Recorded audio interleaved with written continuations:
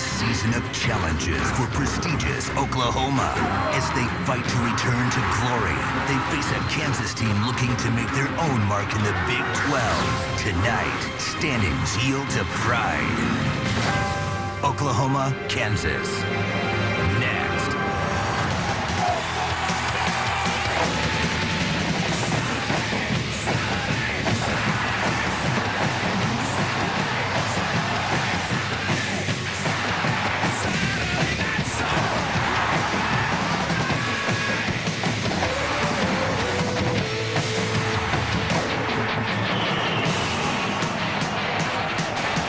For Oklahoma and Kansas are on the line as the Sooners and the Jayhawks meet for the 99th time. Tonight from Arrowhead Stadium in Kansas City, TBS Saturday Night College Football presented by Orbitz kicks off now. And it is an absolutely perfect night for football at the home of the Kansas City Chiefs, and it's the Sooners taking on the Jayhawks. Hello again, everybody. Along with Charles Davis, I'm Ron Thulin. And you know, Charles, the last 5 years, usually the talk surrounding Oklahoma at this point in the season is national championship. But now the focus has changed a little bit. It's getting to a bowl. And whether they do or not depends a lot on the health of running back Adrian Peterson. Is he going to play tonight? With the latest, here's our Craig Sager. Well, a game-time decision made just moments ago. Adrian Peterson told Coach Bob Stoops, I'm ready to go. Although Peterson did practice this week and he warmed up a little over an hour ago, he was gimpy at best. The last couple of days, a myriad of treatment, including massage, heat, and electrical stem. And then about an hour ago, when he removed the tape from his ankle, his status for tonight was touch and go. However, just moments ago in the locker room, trainer Scott Anderson came up with a combination of an ankle brace and tape that Peterson finally felt comfortable with. This is the Sooner savior, a velocity ankle brace. It gives him strength and also stability, but also some flexibility. He's not 100%, Charles, but he told Coach, just give me the ball. Thanks, Craig, and that's the biggest key for the Oklahoma offense is when your number one player shows his toughness and wants to be on the field. But if he's unable to last the entire 60 minutes tonight, Oklahoma does have options. Kewan Jones was the starting tailback before Adrian Peterson ever got to campus and has over 2,000 yards rushing in his career. And Rhett Bomar, the quarterback, has reintroduced the running game from the quarterback position into the Oklahoma offense, 67 yards on the ground against Kansas State. Well, Kansas also has their sights set on a possible bowl bid, but they're right now riding a great defense, one of the best rush defenses in the country. The problem is, Charles, they're spending way too much time on the field. Yeah, they spent about 40 minutes or more on the field against Kansas State and played their hearts out in a 12-3 loss. But you mentioned it, Ron. Their rush defense is number 3 in the country and number 1 in the Big 12. You have a hard time making yards against this team. And then they rush the passer, second in the Big 12 in sacks. But one of the things that will make this team so much better, will make the defense so much stronger, will be how well the offense plays. And they have a starting quarterback who is a new yet old starting quarterback. Brian Luke has been reinserted as the starter this Monday by Coach Mark Mangino, has been told that this game is his from start to finish. He needs to play as well as he did against Texas last year. 225 yards and 2 touchdowns in a close loss to the Longhorns. If he does that, Ron, then the Kansas defense will be that much tougher. Well, the overall series between these two teams has Oklahoma leading overwhelmingly, but in the last 6 meetings, it's all tied up at 3 games apiece. Now let's send it to our studio host in Atlanta. Here's Ernie Johnson. All right, thank you very much, Ron. I think it's pretty safe to say, folks, that with all the buildup this week, even if you're not a fan of college football, you knew the city, it has been an absolutely spectacular day. We're expecting a crowd upwards of 50,000 to 55,000. Right now it's 74 degrees. Not very much of a wind. The forecast is for perfect. And, of course, the head coach, Oklahoma Sooners, Bob Stoops, has done an outstanding job, and it's been a tough year, but he says, you know, we're just fighting through this. It's his 7th year. He got to 50 wins in just 59 games. Barry Switzer did it, by the way, in 56, and Bud in 58. He knows that this is just kind of a little bit of a setback. We'll wait till next year for this team. And Mark Mangino, in his 4th year, the pride of Newcastle, Pennsylvania, the 48-year-old.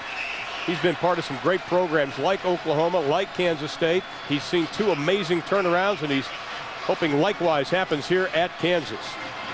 Oklahoma won the toss. They deferred. Kansas will be getting the ball first to start things out. Garrett Hartley set to kick it away. The sophomore out of Southlake, Texas. Southlake Carroll High School, one of the outstanding high school football programs in Texas.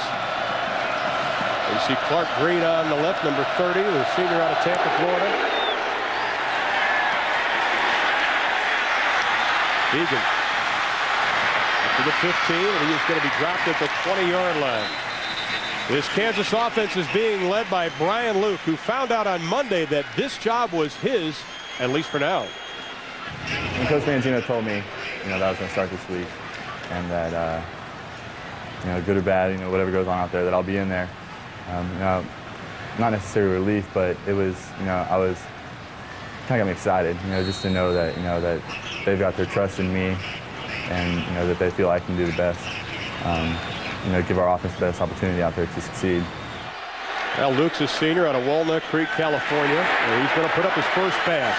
Right over the middle, pass is complete for a first down, up over the 37 to the 40-yard line to the tight end, Derek Fine. Let's take a look at the rest of that Kansas offense. It's a multiple offense on the line. Only one senior starter, Matt Thompson. He's out of Missoula, Montana, making his 30th start. Now the wide receivers, they're hoping to get more of a vertical pass game from them. They need Mark Simmons, the lone senior, to really step up in this football game. Good sign, though, Charles.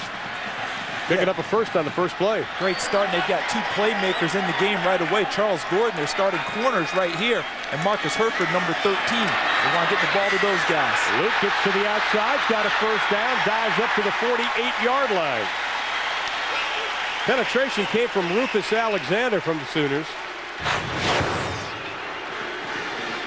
Just a zone read, inside handoff, reads the play. If the defensive end crashes, you keep the ball and take it outside.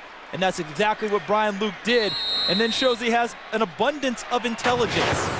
Diving to the ground, not absorbing an extra hit, not necessary, and picks up excellent yardage on a first down play. Clark Green now has joined him in the backfield. The senior out of Tampa, Florida. Luke holding out to his leg. Ill-advised pass is going to be picked off by DJ Wolf. He's got a bunch of white jerseys in front of him. Gordon gets knocked down. Cuts back inside, one man to beat, cuts inside, touchdown Oklahoma.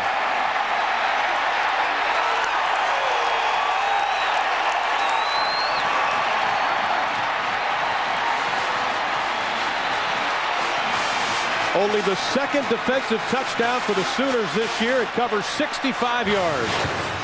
I just talked about the intelligence Brian Luke showed in running the football. This time he didn't use it in the pass game. That was a ball that simply should not have been thrown. Just take the sack there. Threw it into double coverage with no chance of getting it to his intended receiver. And how about the picket fence? An escort for DJ Wolf into the end zone after the interception. Hartley's extra point is good, and you got to give some props to Calvin Thibodeau. He was holding on to Brian Luke, but that opened the door for DJ Wolf, the former running back, a sophomore out of Lawton, Oklahoma. He has his first touchdown of the year.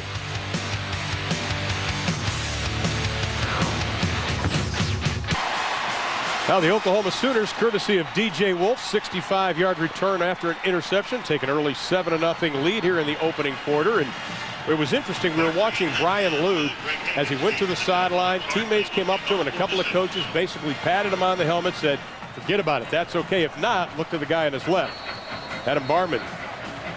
Nobody's warming up.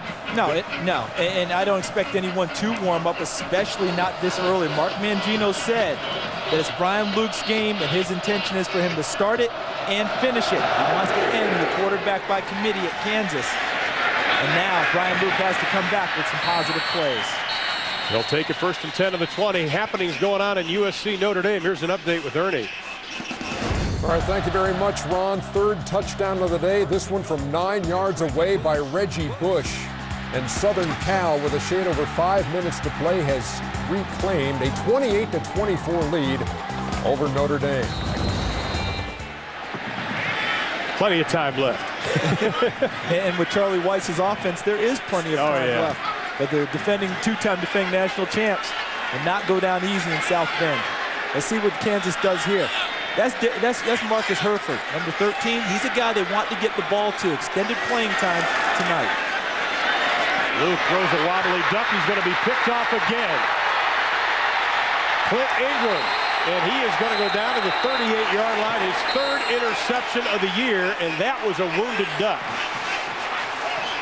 And right now, while Mark Mangino wants wants Brian Luke to finish the game, he's got to question what he's doing. The coverage was terrific. DJ Wolf had him on the outside hip. Clint Ingram underneath. You've got to be able to see high-low coverage as a quarterback. The ball was tipped right at the line of scrimmage by C.J. Ayu, the junior college transfer defensive end. Great job on the pass rush. If you can't get to the quarterback, get your hand up. The end result, Clint Ingram with another interception, his third on the season. And the Sooners have good field position, already leading 7-0. Now we get a good look at that Kansas defense. Here's Stout. Omar hands it off, nothing doing. Dante Hickson getting the starting nod. The senior out of McKinney, Texas. Let's take a look at that Oklahoma offense. On the offensive line for the Sooners. The left side made up of seniors, Davin Joseph and left tackle making his 33rd start. And the wide receivers for the most part, very young. One veteran, we just got word, he is not going to play tonight. Travis Wilson, we were just told, he went back to the locker room, put on street clothes. He's got a boot on his foot. And he is not going to play tonight, and that's a big loss for Oklahoma. Swing it out to the side of the defense surrounds. Looks like Alan Patrick, the sophomore out of Conway, South Carolina. So a couple of new guys going into the lineup right away with Dante Hickson and Alan Patrick. Adrian Peterson doesn't come on the field to get things started. You know, we saw him warming up, and you have to wonder if he's just there in case. They've got a 7-0 lead. When are they going to use him, if any? Well, he told the coaches he was ready to go. This sounds like an executive decision by Bob Stoops and his coaching staff not to use him at this point. Hickson in the backfield. The Sooners not good on third down. Only 32% this year.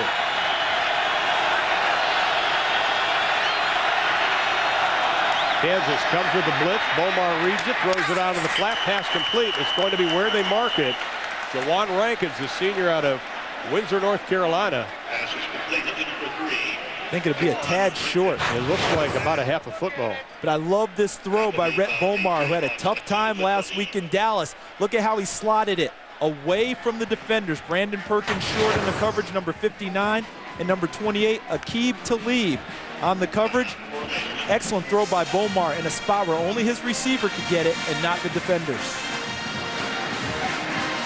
It's about a gnat's eyelash. Now they're going for it. Oh, yeah. I'm telling you right now, they're going for it. None of this field goal stuff. You're 2-3. You need a spark to get things going. You go ahead and go for it right here. You're already one touchdown to the good by your defense. As we take a look at fourth down conversions, 4 of 7 on the season. I think this one, if they want to be conservative, it's quarterback sneak. Bomar's big enough and sturdy enough, you just go right behind your center and you pick up those few inches. If not, hey, at 2-3, you fake it inside and go after the end zone. Defense already has 2 picks. You're in great field position. Might want to think about that. Chuck Long has been known to do that with Bob Stoops' blessing. And Dante Hickson, the only one behind Bomar. He's a big guy at 6'2", 215, and he's going to keep it. He's got the first down with a little bit to spare. Makes his way down to about the 27-yard line. Now this Kansas defense is stout. They held Kansas State to just 35 yards rushing last week. 3 seniors make up a solid group on the line. Charlton Keefe leads the way in tackles and sacks. Linebackers, well, the 3 leading tacklers on the defense come in this position. Nick Reed's been punishing runners for 3 years. Rodney Fowler in the secondary, the senior from San Diego, leads the team with 3 interceptions. Sooners with a new set of downs. Dante Hickson, whose first carry against Texas last week, 9 yards, didn't touch the ball again until the 4th quarter. And you talk to the Sooner people, they're saying, we've got to get this young man the ball. He's paid his dues. Well, he played extensively, the most extensively this year against Kansas State when he was part of the running back committee with Kewan Jones and Jacob Gutierrez. And they ran collectively for 110 yards that night on an evening where Adrian Peterson first hurt his ankle. So obviously he's talented, but he has some super talented guys ahead of him in the lineup. Again, Bomar goes out of the flat inside the 20 down to the 18-yard line. J.D. Runnels, the senior out of Midwest City, Oklahoma, Carl Albert High School. Pretty good hoop player back at Carl Albert. Averaged double figures his senior year. Picked up a 4 on the play. He's a Mr. Everything. I haven't met too many football players who don't tell you that they're great in hoops. Good point. Third down for the Sooners. Are looking at about 5.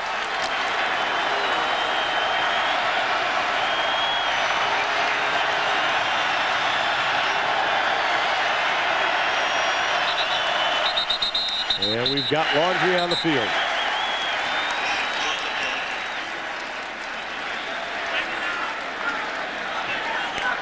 Prior to the snap, false start, number 89 on the offense. 5-yard penalty, still third down. Let's check in with Craig Sager. Well, the decision not to start Adrian Peterson did not come as a surprise. Coach Bob Stoops has a rule that if you don't practice the entire week, you have to sit out 2 possessions. That's what happened last week against Texas. Peterson did not come in until the 3rd possession. However, it would be interesting to see if the Sooners do take a 14-0 lead if they do play him at all. Absolutely. I think that's a great point, Segs. On third down and 9.5. Bomar, plenty of time. Crossing patted over the middle. Caught by Jawan Rankins, and he goes down at the 22-yard line. He'll be about 4 or 5 yards short of the first down. All in all, I think this is a terrific defensive possession for Kansas. Absolutely. The way this game has started would put any team back on its heels. The touchdown that has been given up, you can't blame on the defense. It's an interception return. The second interception on the next possession, now they forced Oklahoma into a field goal attempt. Even if successful, big credit to the Kansas Jayhawk defense. Jared Hartley, they're going to spot it at the 30. It's a 40-yarder. Good snap, good hold, good kick. He made 2 of 3 versus Texas last week. He's 1 of 1 tonight. So Hartley and Bob Stoops, Oklahoma Sooners have taken the lead here in quarter number. Good look at downtown Kansas City, and this is the time of year you want to be here. It's an outstanding city, and if you like to eat, this is the place you want to come. I think we've all gained about 50 pounds. We welcome you inside of Arrowhead Stadium. Of course, the home of the Kansas City Chiefs. Mark Mangino knows that this is considered a home game, but it's an away game. In a sense, because they have not played here before. But a good idea to bring their team here. A lot of alums in the Kansas City area bringing the game to their people. And they still have 6 games at home in Memorial Stadium. Hartley with another booming kick, and this will go about 9 yards deep into the end zone. Let's check in with Ernie Johnson. Another exciting finish. Yeah, Ron, we got some drama going on. Penn State a second away from staying unbeaten when Michigan's Chad Henne hit Mario Manningham with the game winner. 27-25, Michigan hands Penn State its first loss. Meantime, unbeaten and top-ranked Southern Cal trails now because Brady Quinn of Notre Dame ran that one in just a moment ago. And the Irish lead at 31-28, 2:04 to play. Ron. Oh, Ernie, you're a busy man tonight. I love it. And, of course, if USC should lose, the longest win streak goes to Texas. Yes. Very interesting. And just what we said before about plenty of time for Charlie Weiss and Brady Quinn. Plenty of time now. Yeah. For Matt Leinart, as we look at the Kansas offense, 2 turnovers in their first 2 possessions. They have to have something go well for them now to bring the confidence level of this team back up. Looked like after that last play, Clark Green was hobbling just a little bit. Let's see if he does now. No, it looks pretty good. Skips over the 25 up to the 30-yard line. That should be good enough for another first down. Baker, it looked like, came up to make the stop. And he does hobble off now, Ron, but nice call by Nick Cortero, the offensive coordinator. Looked like a pass situation. Brian Luke struggled already throwing the football. Let's use the running game. Going with the draw. Nice job by the offensive line. And you noticed him a little dinged up before. Now it's confirmed after that nice carry. He's going to go to the bench and get a little medical attention. Well, Jack Cornish will take his place, the junior out of New Westminster, British Columbia, a Canadian, and got some problems with the clock. That's what the holdup is right now. But they like John Cornish. This kid's going to be an outstanding football player. Well, they see him as their true breakaway threat in the running back position. They like the explosiveness that he runs with, and the lights come on for him here in his junior season. Well, our clock is stopped, but their clock on the scoreboard here continues to run. I guess somebody has a plane to catch. Or dinner reservations, one of the two. There's a good look at John. Big guy, 6 foot 205. Let's talk about the leadership of Brian Luke. One of the things we talked about yesterday with the coaching staff and the day before was that his leadership. And talking to Brian and some of the other players, they said, listen, we believe in this kid. Was that lip flap, or do they believe in him now that he's thrown a couple of picks? Well, the easy answer would be that they believe in him. I'm going to say that they're waiting for him to prove it, because they have not had anyone seize that position. They've seen quarterbacks yo-yo in and out of the lineup. We've had 9 different times quarterbacks have changed for Kansas this season. They want to see one guy take it and run with it. So we look at the keys. Coming into the game, getting started, you wanted to get Brian Luke into a comfort zone. That has not happened. 2 interceptions already. He's got to work his way back. Spread it and shred it. Spread the field, spread the ball around to their playmaking receivers, Gordon, and of course the rest of the guys, and then shred it downfield, make some yards. A stout defense needs to create turnovers. 3rd in the nation against the running game. They've got to turn the ball over. They had 27 takeaways last year, only 10 so far this year. Those are our Orbit's keys to the game. We'll give you Oklahoma's in just a couple of minutes. Mark Mangino saw Brian Luke complete his first pass, went for about 18 yards, and he threw a couple of picks. And he's got a fresh set of downs here to work with. John Cornish now in the backfield. They'll go from the shotgun. They swing it out to Gordon on the far side, and he's going to be cowtailed right at the 31-yard line.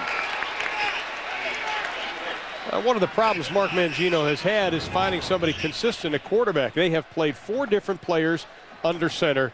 Here's their numbers right now. Yeah, and really 3 have played so far, but Jason Swanson played last year before being hurt. Luke did not start the opener. Adam Barman did. Then Luke started the next 3 games. Then Barman started against Kansas State. Marcus Herford, who started at wide receiver this year, has come in and has what they call a package of plays for him. He doesn't throw it very often. He runs it. Now they've got Dominic Rue, number 80 in the game at wide receiver. He represents a lot of speed for them. And 2nd down and 10. They'll keep it on the ground, and that Sooner defense just stacks them up. Cornish had nowhere to run. This is a defense that held Vince Young last week at the University of Texas 45 yards on just 17 carries, and they were pretty proud of their defense last week. Yeah, where they got hurt were big plays, especially in the pass game. Vince Young threw for about 240 yards. So as we take a look at Brent Venables, the associate head coach and co-defensive coordinator for the Sooners, it's a very positive coach. He says we're going to be positive when we coach them. We won't sugarcoat it, but we want to be positive because we got guys who can make plays. Let's just get them in the right position. Looked like Dusty Dvorak was getting a little antsy on the line. Wanted to get this thing going. See if he was drawing off sides. John Walker, our referee tonight, or Tom Walker. Number 69 on the offense. 5-yard penalty. Repeat 3rd down. Travis Dombach is the one who jumped, a junior out of Jackson, Missouri.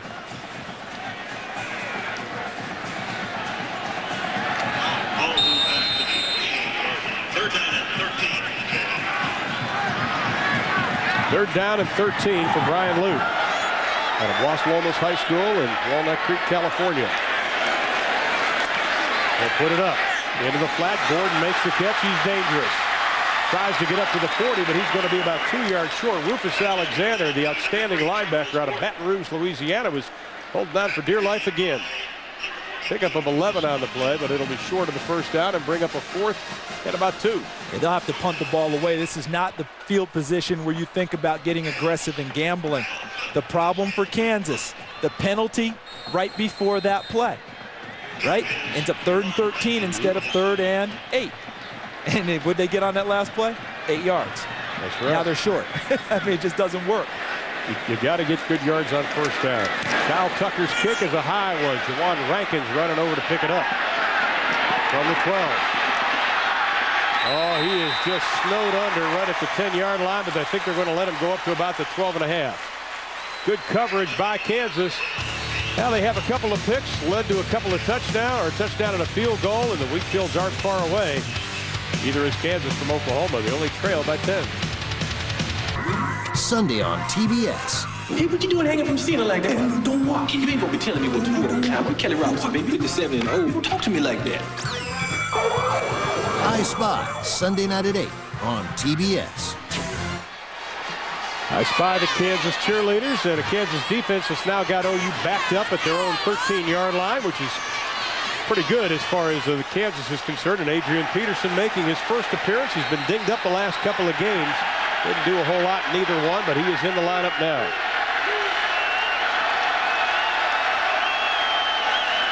And he has it.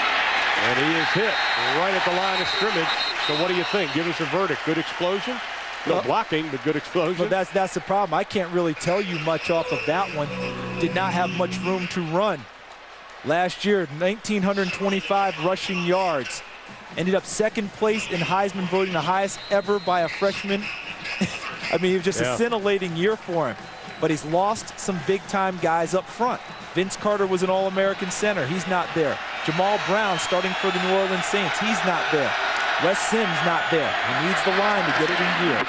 Well, he goes out, so they go to the air, and Manuel Johnson, a true freshman out of Gilmer, Texas. Outstanding speed, 4.4. Part of a young receiving corps that the coaches are extremely high on. To finish off one thing on Adrian Peterson, him coming into the game is not the panacea for the Oklahoma team. Remember, last year, Kansas held him to 23 yards through 3 quarters of play. So this run defense is stout against just about anyone. 3rd down and 5. And a penalty flag flies before we do anything.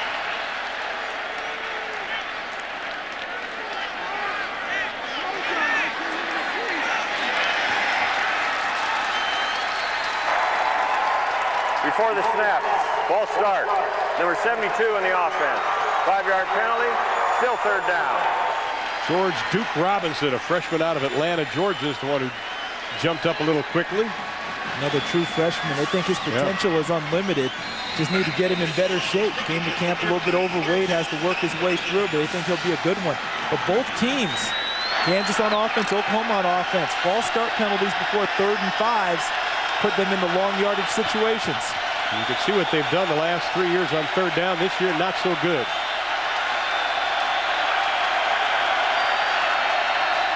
From the shotgun, Bomar just keeps it, tucks it.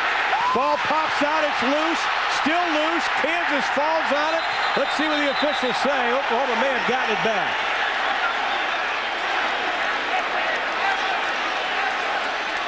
What a hit. That was Jerome Kemp, number 24, who lit up Red Bomar and knocked the ball free. And the Sooners keep it, and it'll bring up a 4th down. Boy, they were so lucky to get that ball back because there were 3 blue jerseys around him. Red Bomar had 5 fumbles in the game against UCLA. And Chuck Long told us when we talked with him that he'd done a much better job of ball security. That was a terrific tackle because it was right on the point of the football. You know, they always say, guys always make mistakes. Sometimes you can do everything right, and it's just a good play by the defense. He had the ball tucked away, had it secured. Great hit by Jerome Kemp, knocked it free. Now Cody Freeby standing on his 5-yard line, and the left footer gets an end-over-end kick. Gordon going to let it bounce. But they will still have excellent field position. Outstanding job by that Kansas defense. We talked about how good they are. This is a defense that was good last year. They've just extended it to this season. 45 yards on the kick, Zippo on the return. A pretty tough start for Brian Luke. First pass covered 18 yards, but then the next 2 passes, he didn't fare so well, Charles. Yeah, a ball that should not have been thrown. DJ Wolf with the interception. Terrific blocking by his defensive mates, and he takes it into the end zone for a 7-0 lead. Then Clint Ingram takes the next one and sets up a field goal for Oklahoma. On 1st down, they're going to run it. Straight ahead running, Brandon McAnderson. The sophomore out of Lawrence, Kansas. That's only his 4th rush of the year. That'll work. He's a Lawrence native, very proud to be from Lawrence and representing Kansas. And what they'll like about that run was not just the yardage, but the explosion he showed at the end when he took on Lewis Baker, number 16, the safety, and won the battle, gaining additional yards as he was being tackled. That's his longest run of the year. It was 4 coming into this game. He picked up 15.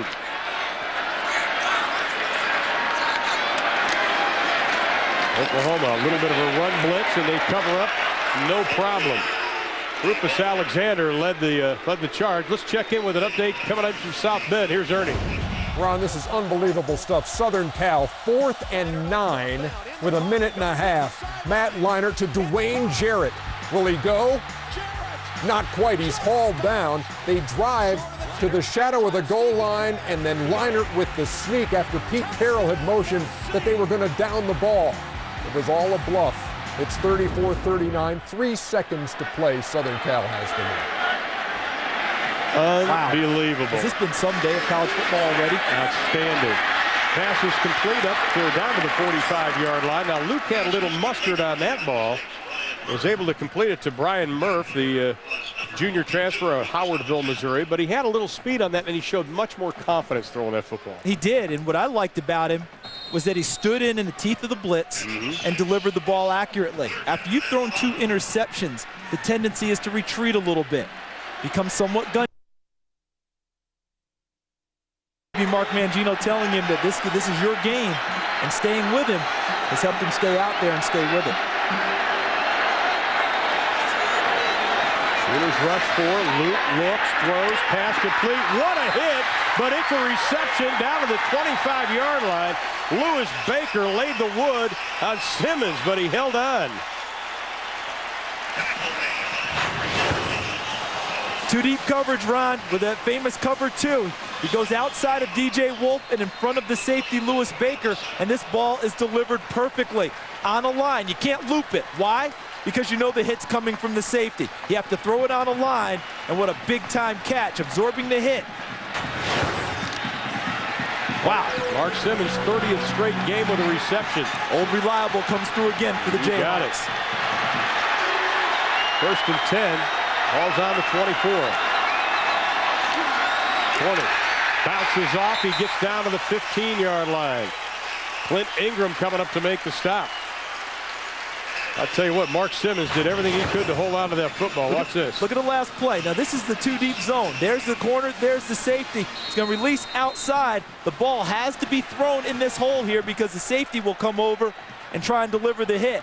Remember what I was saying about not being able to loop it? Watch why. If you loop it here, what happens? Not only do you have a collision, you have it at best an incompletion. Nice throw by Brian Luke. Pickup of 8 on the run. Second down and 2. Luke looking, throwing. Intended for Derek Fine, the sophomore tight end, but Rufus Alexander was right there.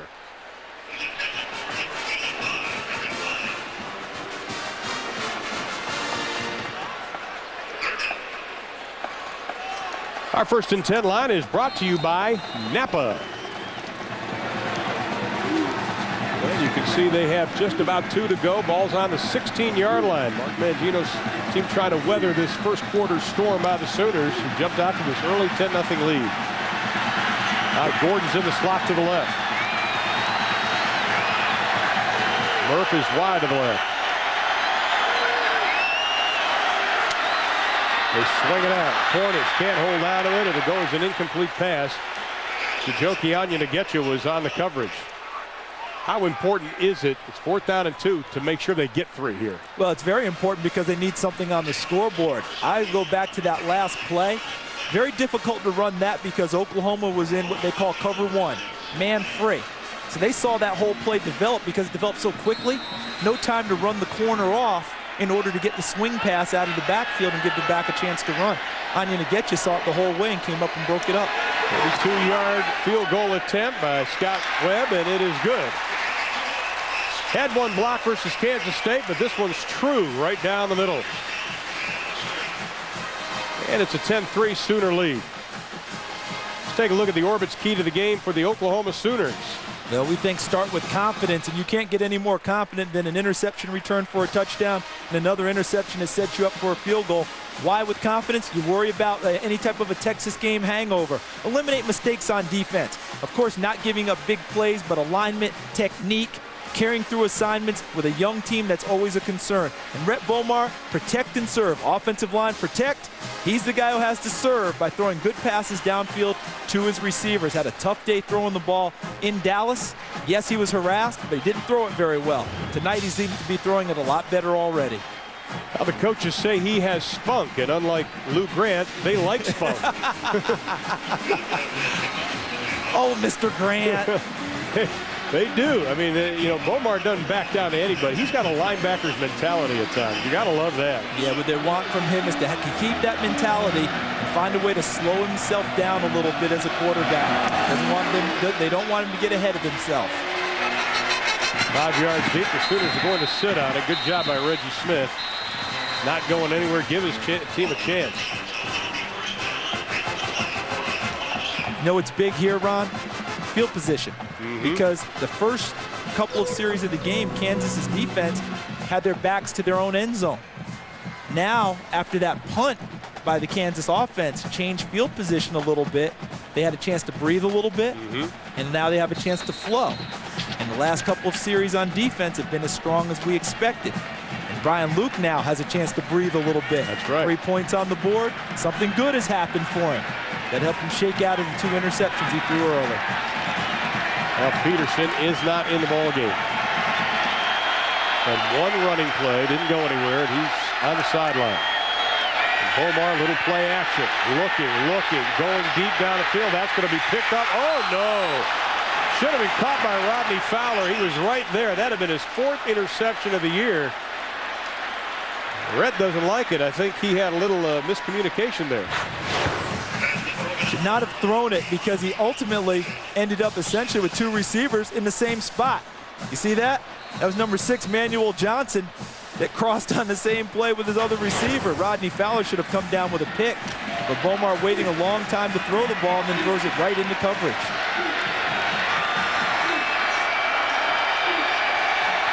Second down and 10 for the Sooners. Peterson is now back in. 2 to snap it. Peterson looks for a block. Gets up over the 20-yard line. Maybe picked up 1 on the play. Kevin Kane came in to really get the penetration that kind of blew that play up. Look on the inside. These 3 guys here, the linebackers, are the heart and soul of Kansas's defense. Kevin Kane's the middle guy. Watch him come underneath and submarine the play. And when he does, there's nowhere to go with the ball. There's nowhere for Adrian Peterson to go. Takes out the blocker and the running back. Kevin Kane, 14 tackles last week at Kansas State. Now Lendy Holmes and Manuel Johnson now go wide to the right for the Sooners. Kewan Jones in the backfield. They'll go from the gun. Bomar tries to get away from Gordon. Gordon had him. He just throws it out of bounds. Let's see, any flag? No, the referee's not going to throw it. He was outside of the tackles. Yes, should not be a flag. Nice heady play by the freshman because he saved yardage from the corner sack. The corner blitz by number 3, Charles Gord. See, he has him, but he has enough presence and enough arm strength to get the ball over the sideline. That's a freshman. Talk about number 7, a redshirt freshman who's growing up fast at the quarterback position. Now the Sooners are averaging 3rd and 9 on 3rd down. That's not good. No, that's not going to help your percentage of picking up the first down. You want to be in the 3rd and 3 range to help your percentages. Cody Freeby on his 5. Gordon is back on the 35. Kansas peels back. Another wobbly kick. Gordon's going to field this at the 41. He is dangerous. There he goes.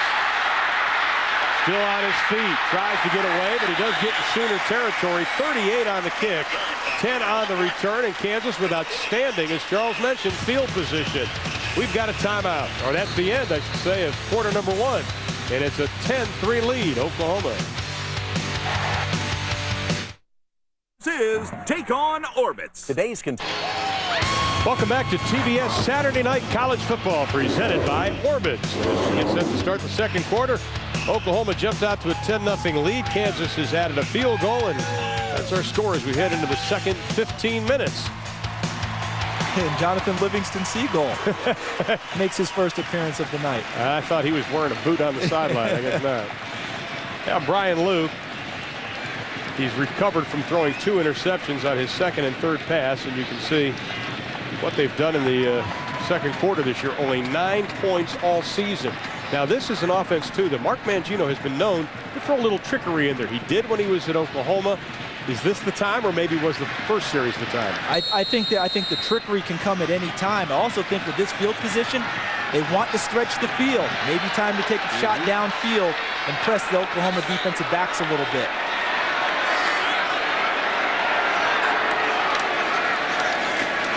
They'll try the running game.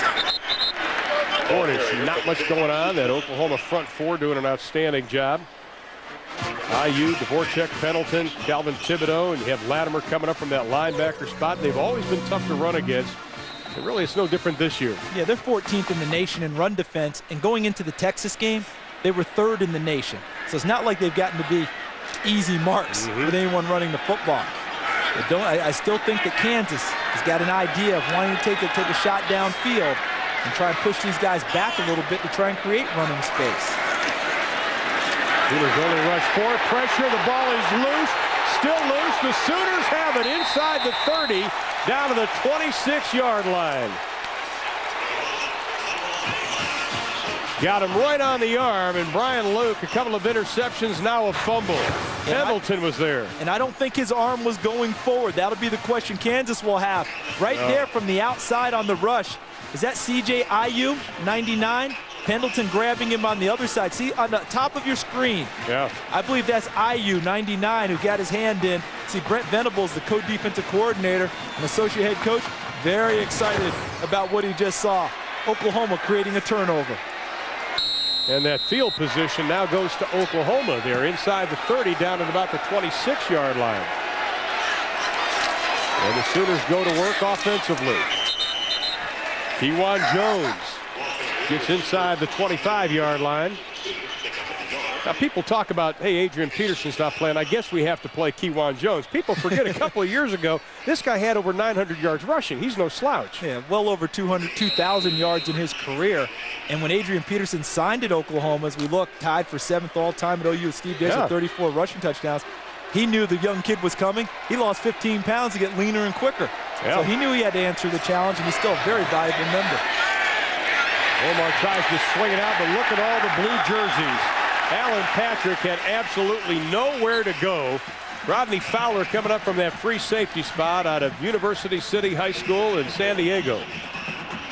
Both teams have now tried this swing pass to the backs to try and get blockers in front, and both defenses have diagnosed it well and run to the football. It was broken up when Kansas tried it. This time Oklahoma completed it, but I think they wish they hadn't. Yeah. Because now it's 3rd and 15, and that'll test Chuck Long's playbook. Well, they've been averaging 3rd and 9. As Charles mentioned, it's 3rd and 15. 5 to snap it. They rush 5. The Sooners pick it up. The deep out's going to be incomplete, intended for Joe John Finley, the sophomore tight end out of Arlington, Texas, and that'll bring up a 4th down on the 31. Nice job by Bill Young's defense of Kansas. On that last coverage, Ron, they ran what they call a robber coverage, using Jerome Kemp, number 24, as the robber guy in the middle.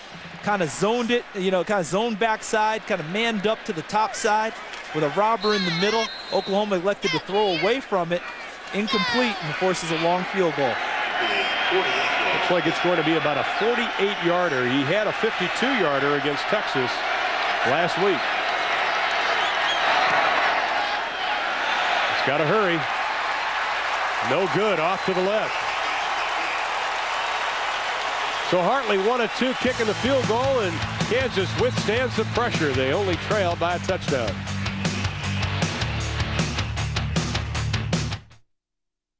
Definitely a little frustrating.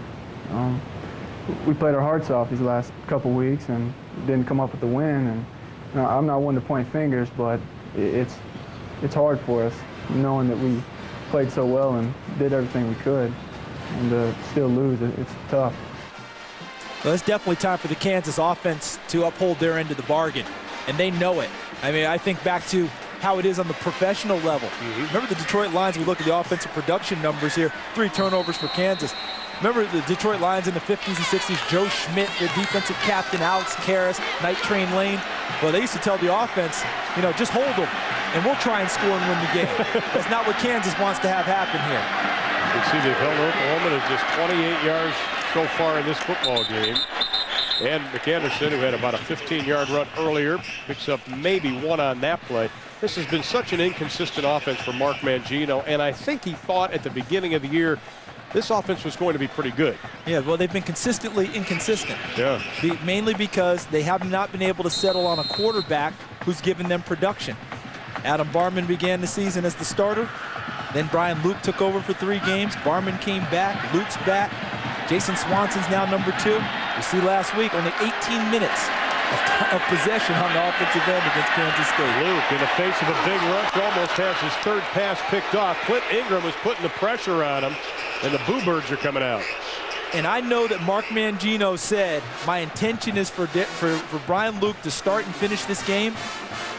I believe if he throws another interception on a poorly thrown ball, as that one was, all bets are off. Because at some point, Mark Mangino owes it to his team to find someone who's going to play well. That's where he is right now. He's between that rock and hard place. Yeah. I told the kid it's his game, but he has to give me something to work with. Brian Luke has to make some big-time plays now. 3rd down and 8 for the Jayhawks.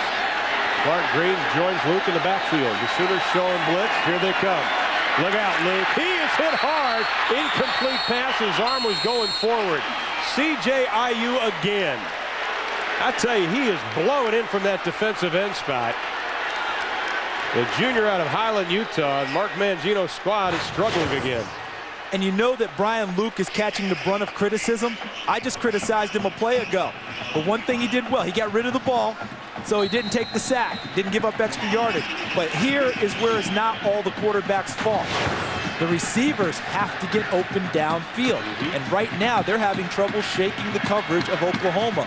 So if he has nowhere to throw the football, it's tough for the quarterback to do so. Tucker, good snap. Oklahoma peels back.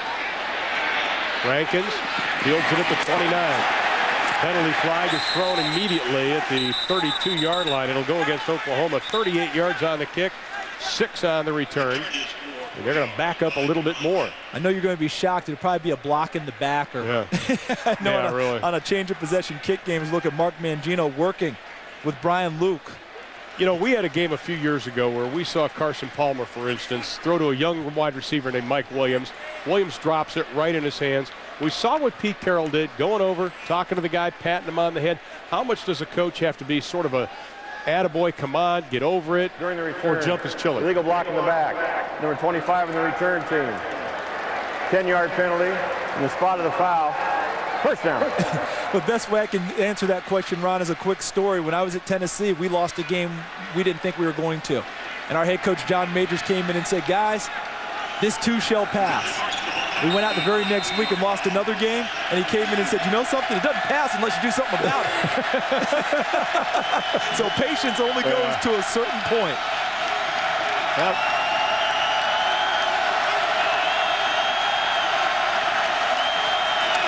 On first down, Dante Hickson gets up maybe to the 25-yard line. This telecast is a copyrighted presentation of the University of Kansas, a member of the Big 12 Conference. It may not be reproduced or retransmitted in any form. And the accounts and descriptions of this game may not be disseminated without express written consent of the University of Kansas or the Big 12 Conference. I always want to know how many written consents they grant. I've tried. I often wanted to know that. Hey, go ahead, Ron. I'd say Hickson and Runnels now from the eye.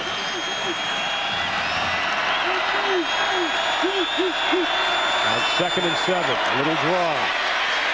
Hickson trips up over the 30-yard line. They'll mark it at the 32-yard line. Nick Reed, leading tackler in the conference, averaging almost 11 tackles a game, the senior out of Derby, Kansas. He's quite a player. Oh, yeah. I mean, a former safety who's turned himself into an all Big 12 linebacker. Truly the heart and soul of this team. Meanest guy on the field, even though he was a real nice guy when we met him. But one thing I want to block in on is 3rd and short. We've talked about the 3rd down troubles of both teams' offenses so far tonight. It's in direct proportion to how they do on 1st and 2nd down.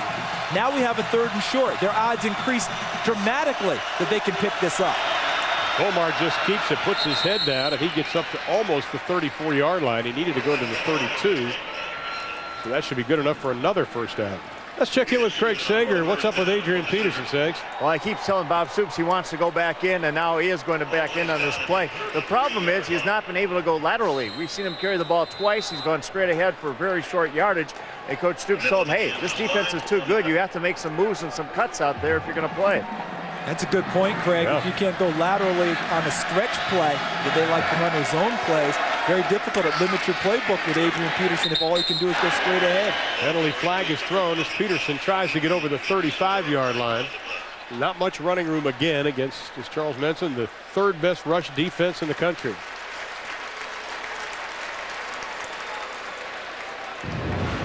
Let's take a look at some of Adrian Peterson's numbers, his career rushing mark. How about that? The high 255 yards versus Oklahoma State, and only had 10 yards versus Texas, and that came on 3 carries. And remember, though, the one thing we have to keep in mind, he had 220 yards and 3 touchdowns against Tulsa earlier this year. He got hurt against Kansas State at 58 yards at the time and seemed to be headed towards a 100-plus night. It's hard to run if you're hurt.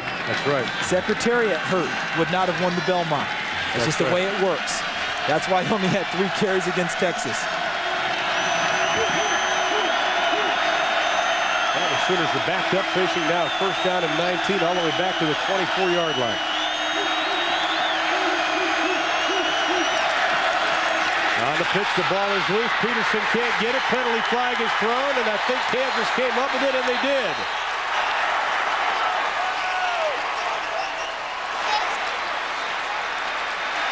Peterson says, I've got it, but no, I think the officials gave it to Kansas, but there is a flag on the play. Now, looks like it's going to be against Oklahoma. The Jayhawks are celebrating. Holding. Number 63 in the offense. Penalties decline. Kansas, touchdown. This appeared to be a good toss to Adrian Peterson. But I have a theory, Ron. Oh, that's perfect. Dead ball, no spin on it. My theory is this. When you have an injured wheel and you're a running back, you're worried about getting started out of your stance. What does that do? It takes away focus and concentration on doing the small things, such as taking a handoff, catching a pitch. I think that Adrian Peterson might want to think about shutting it down for the evening. Clark Green back into the lineup. He gets inside the 18-yard line down to the 15-yard line. Here's Craig Sager. Well, it's Coach Stoops that may think about setting him down. Remember, I told you a moment ago they had a discussion on the sidelines, and Stoops said, you have to go left and right against this defense. Well, they just called his favorite play, that tall sweep where he goes to the left, and as you mentioned, no acceleration to meet the ball or to go forward. So obviously, that was his favorite play, but not tonight. Yeah, it's going to be very difficult for him to execute it on that ankle. I'm not sure he and Oklahoma are served best by him continuing to be out there this evening. Sooner defense now just surrounding Kansas. John Cornish had absolutely nowhere to go. And again, it's C.J. Ayu coming up to make the stop. He has been extremely active tonight. We heard just a couple of moments ago Nick Reed talking about the frustration. The defense is doing their job. They did it again. Now the onus is on this Kansas offense. I don't think they can afford to have a field goal. They need points, but they got to prove to their defense they're doing something. Field goal's a real letdown at this point. The defense handed the ball to them in prime position. They've got to turn it into 6 to make the rest of the Kansas team feel good. Timeout, 8:58 left in the half. OU leads by 7, but Kansas is knocking on the door.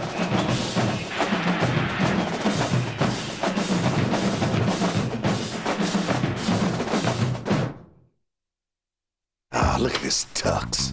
We finally get our own movie awards, and they... Log on to SI.com now for breaking sports news, updates, scores, stats, and more. For more on college football, go to SI.com today.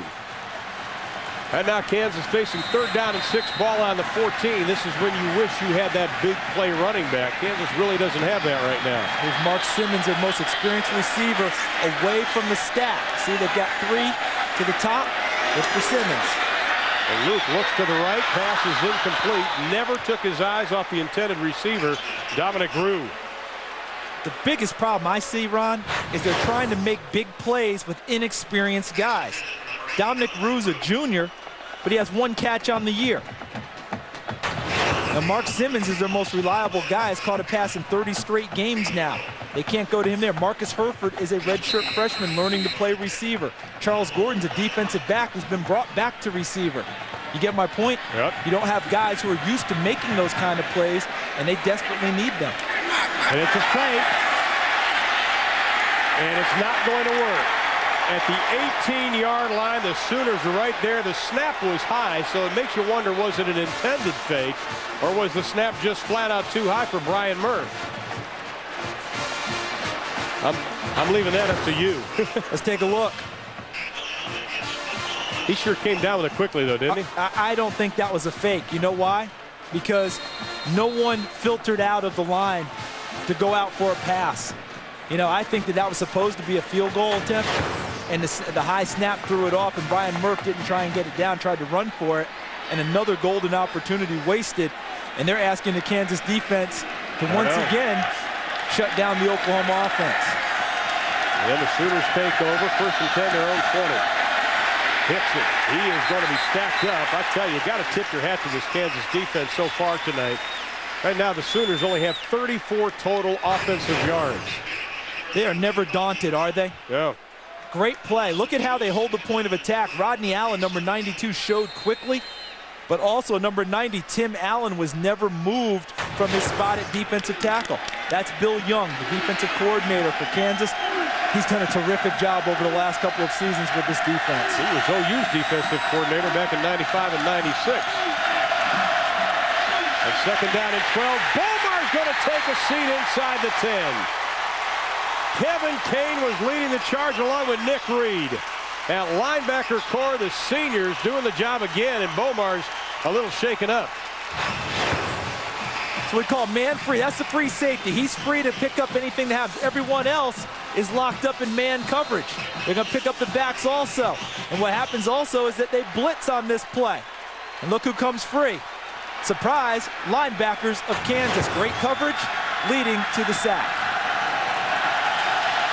3rd down and 20, and the crowd is into it.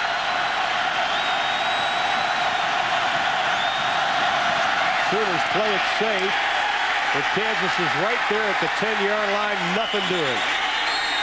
They are not tackling one-on-one. It's 5-on-1 tonight. And the defensive coordinator talked to me earlier this year about, hey, all we want to do is rally to the football. That's exactly what the Kansas defense is doing tonight. Describing perfectly what they are doing was my partner, Ron Thulin. Not just one guy there. 4, 5 Kansas Jayhawks on every tackle.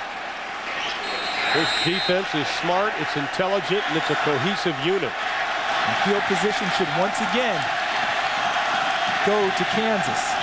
Freebie in his own end zone. Mild pressure, and he gets a high spiraling kick. Fair catch being called for. Gordon was blocked. The OU guy was blocked into it, so there's no penalty flag thrown. That's a good non-call by the officials. Fans didn't like it, but it was pretty obvious they were blocked right into it. 51 yards on the kick. Freebie did his job. It's a 10-3 game still at Arrowhead. You challenged everything that came before you, and nothing looked or felt or sounded the same way again. You are watching TBS Saturday Night College Football presented by Orbitz, and here's some scores from around the country at the bottom of your screen. Of course, Ernie Johnson will have scores and highlights at halftime. Now, that was not a reviewable play for instant replay. For those of you who are wondering, that block, not reviewable. Don't you think, though, Kansas has got to take a shot on 1st down and not wait to 3rd and long? Yeah, I think it's much tougher if you get to 2nd and long, 3rd and long. You might want to try play action on 1st down, typically a rundown. They go from the eye, little play action, good fake by Luke, and he is going to go vertical for Gordon. He overthrows him. Here's Craig Sager. Well, this is Kansas' 8th possession. They have just 3 points on that last possession on the 32-yard field goal attempt. Charles, you are correct. That was not a designed fake. It was Brian Murphy who decided with a high snap to go ahead and run it himself. Nobody was more surprised than Coach Mangino. Well, thanks, Craig. What normally happens if you don't have a designed fake, when it's a bad snap, you have a code word. Fire, bingo, something that tells people to get downfield. It didn't happen for Kansas on that play. Now 2nd down and 10. 6:24 left in the half. 5 jumping around at the tight end spot. Luke rolling away from the pressure. throws, gets hit, overthrows. Pass incomplete, intended for Mark Simmons. Jokianya to get you was on the coverage.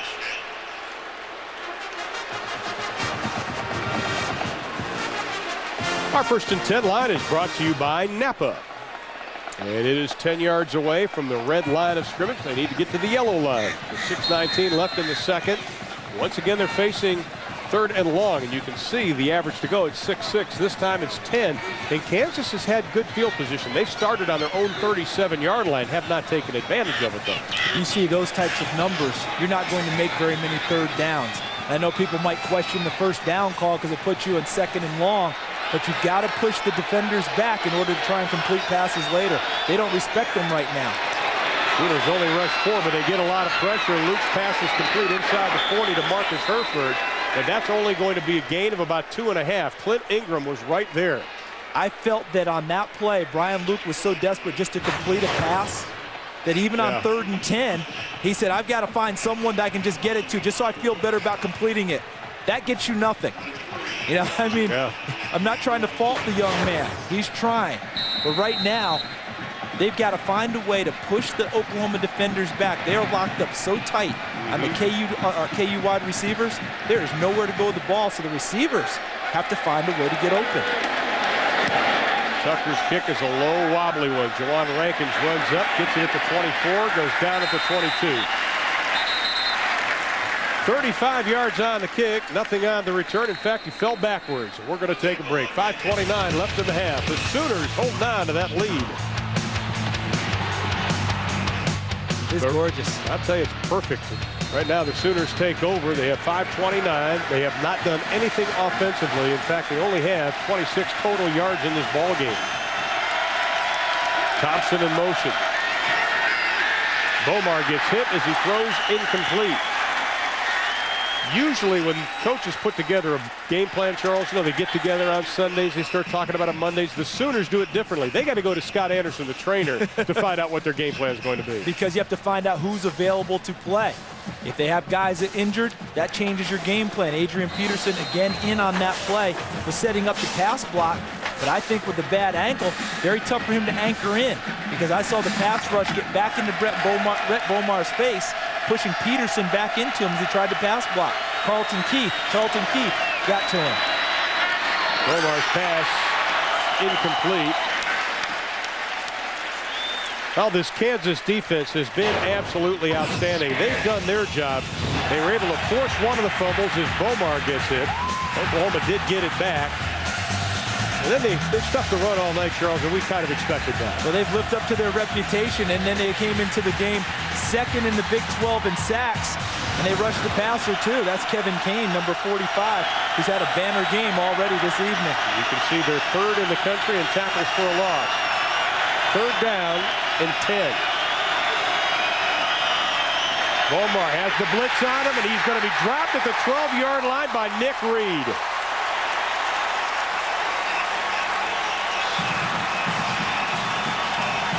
We told you at the top of the show that these linebackers are active. Remember how we talked about one of the keys for Oklahoma was protect and serve? I mean, the O-line has to protect Brett Bomar for him to serve by throwing the passes downfield. Well, if you don't protect, you never get to the serve part. If you look at Nick Reed, leading the Big 12 in tackles, nearly 11 a game. And he came into this game, the leading tackler for Kansas, his number 2 guy, 19 tackles behind him. Freebie has the rush, but he gets it away, and it's another boomer that backs Gordon up to the 35. Cuts up, gets to the wall. He has some running room inside the 40 and knocked out of bounds at about the 32-yard line.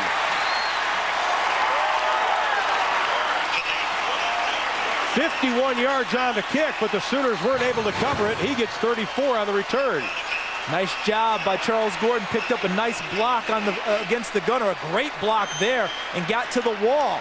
And there, Colin Freebie, the punter, able to knock him out of bounds. As we take a look at the career of Charles Gordon. 7 interceptions last year, a 3rd-team All-American as a defensive back. Holds the school record for punt return yardage. Even threw a pass in last week's game against Kansas State. Versatility is the commissioner, Charles Gordon. Now they're trying to get something going running. Cornish is stopped by Dusty Dvorak.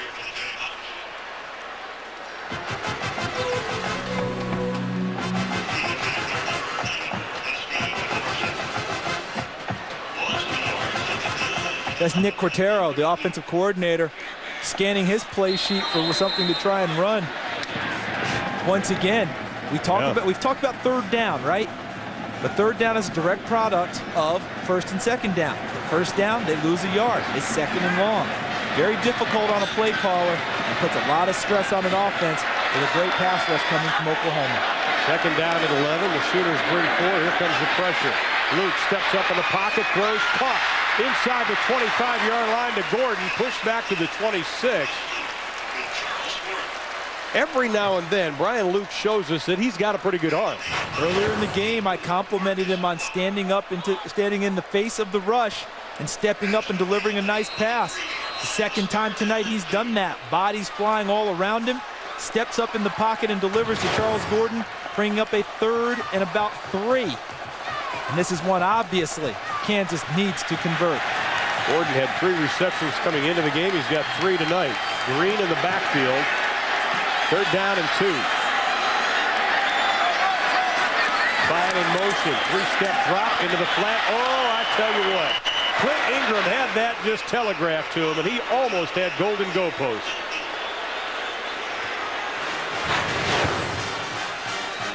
Clint Ingram never retreated from the linebacker position, number 44. I think it goes back to what we've talked about a few times this evening. Oklahoma doesn't feel any threat deep. Right. They don't feel that they've been pushed by receivers. They think everything will be thrown short. So you're not getting them out of a back pedal. You're not pushing them deep to throw underneath. So Clint Ingram came underneath and made a great play. This time the snap's good, but the kick isn't. Goes wide to the left. And again, Kansas has outstanding field position. They had the great punt return by Gordon. Mark Mangino can't come up with anything from his offense.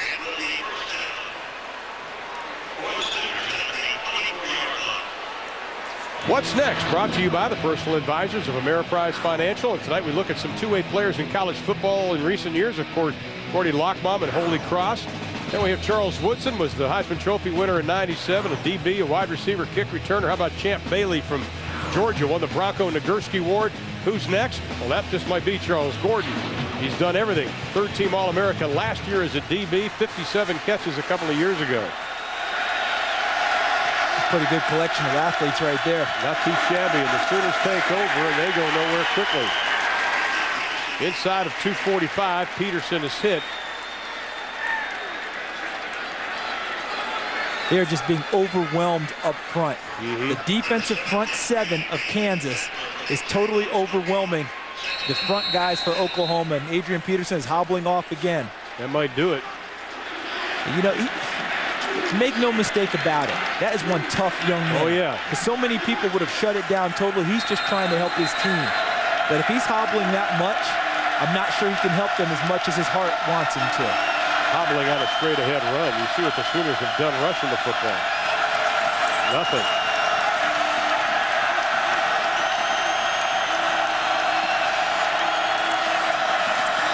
Picks it. Again, that defense. Look at the blue shirts again. Kevin Kane, the linebacker from Parkville, Missouri, led the charge. Had a career best 14 tackles versus Kansas State a couple of weeks ago, or last week. The front 4 is doing such a good job, Ron, that the linebackers aren't even being touched. So see how Kevin Kane is just set there, has flowed to the football? Was that Kane, Banks, Floodman, Nick Reed?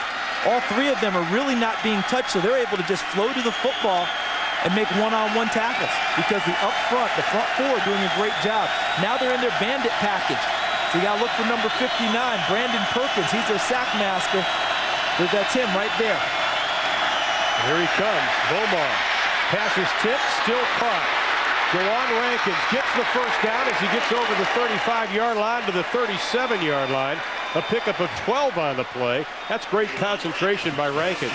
And where's one of my favorite authors, Terry McMillan, right now? She wrote Waiting to Exhale. That's exactly what the OU Sooner Nation is doing right now, because they exhaled off of a tip ball and a first down that they picked up, a very hard-fought first down. That was Kevin Kane again, so active already tonight, tipping the pass. Rankin's good concentration. They go back to the run game, able to get Dante Hickson close to the 45-yard line. It's good, though, for the Sooners to get Jawan Rankins back. He's a senior out of Windsor, North Carolina. He's had some ankle problems, only 3 receptions coming into the game. He has 3 already tonight. Good side for Oklahoma. And what a difference it makes on first down after Rankins picks up the yardage necessary. Oklahoma picks up about 7 on the first play. Helps Chuck Long, the offensive coordinator, with the playbook now. It opens it up a little bit. Ernie Johnson's coming up at halftime with scores and highlights. Right, Ernie? Oh, Ron, little doubt as to where we're going to start the Chili's halftime report tonight. In South Bend for Notre Dame and Southern Cal. Highlights and the post-game chatter all coming your way. And we'll let you know who's dropped from the ranks of the unbeaten and who might, all on the Chili's halftime report. Now back to you.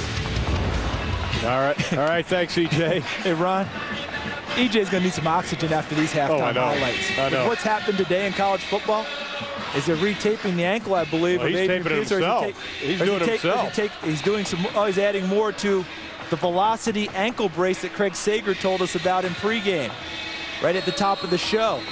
That's the brace Scotty Anderson, the trainer, came up with, and Adrian's adding some extra tape to it. Somebody go out and buy stock in Johnson & Johnson, because the amount of tape he's using, that stock's going up on Monday. I just say, I'm going to say this for the last time. I admire his heart. Absolutely. I admire his courage. He's trying to help his team. I'm not sure they're best served with him hobbling around right now. He needs to get healthy. Final 57 seconds. 2nd and 3. Bomar looks to put it up.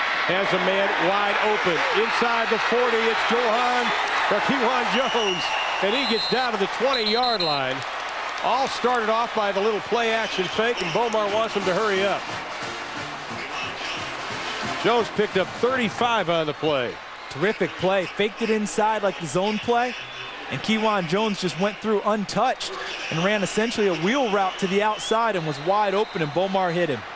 He had 22 receptions last year. He's a good receiver. Bomar, the quick out, incomplete. Intended for Jawan Rankins. But the clock is stopped with 42 seconds left.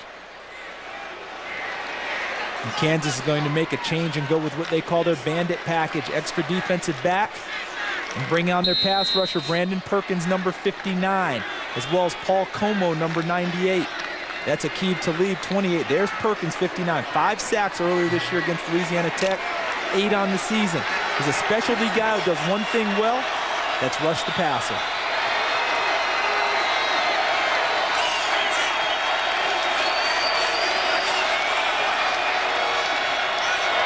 On 2nd and 10. Kewan Jones breaks some tackles, gets inside the 15, down to about the 11-yard line. That'll be close to a first down. And the Sooners are going to burn a timeout.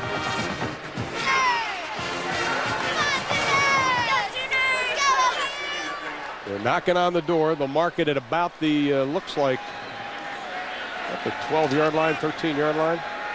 Good drive by the Sooners, though, 62 yards. How about 16 total yards, their first 7 drives? They appeared to be totally overwhelmed at the start of this drive. Yes. Remember the first 2 plays of the drive? They were getting clobbered. And then Jawan Rankins, after the tip pass by Kevin Kane, kept his concentration, pulled it down and picked up a first down. And from that point forward, Oklahoma's fashioned together a nice drive right here before the end of the half. It would be huge for Oklahoma's confidence to get a touchdown here, considering all the adversity they've gone through. You got to look at this offense. Number one, they've lost experience. Number two, they had the injuries, and they played without AD and their center, Adrian Peterson, last week, and their center last week. But they're trying to overcome all of this. They are a team that is playing for the future because they're playing so many young guys, but they're not willing to concede the present. You know, a lot of teams would say, oh, we're playing for the future, let's not worry about anything. That's not Oklahoma. You know, it's kind of like Tiger Woods. Yeah. Remember everybody said he's in a slump, and Tiger kept saying, I'm close? Oklahoma's always going to say they're close. They'll never concede anything. Absolutely not. Well, they marked it back at the 14-yard line. It's 3rd down and 3. 5-man pressure. Bomar going through his touchdown with Runnels. Did he catch it? No, out of bounds. Runnels thought he had it. Nice touch by Bomar on the pass. Nice route by J.D. Runnels, the fullback. Just runs a little out and up to the sideline. Bomar has nice touch, but takes him too far over the sideline. Doesn't give Runnels a chance to come down with the tap dance in.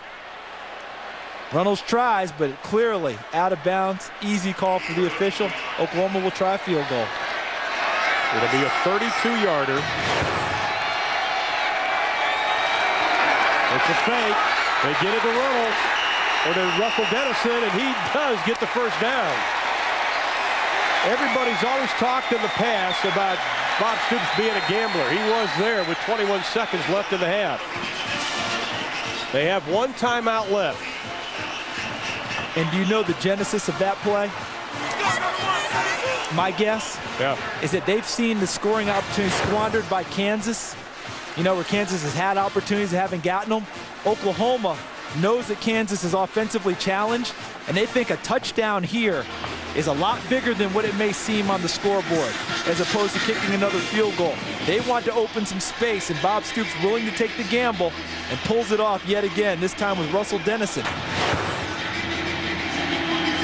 Yeah, I think he felt it was worth the risk to try and get 6 here, as opposed to the standard 3.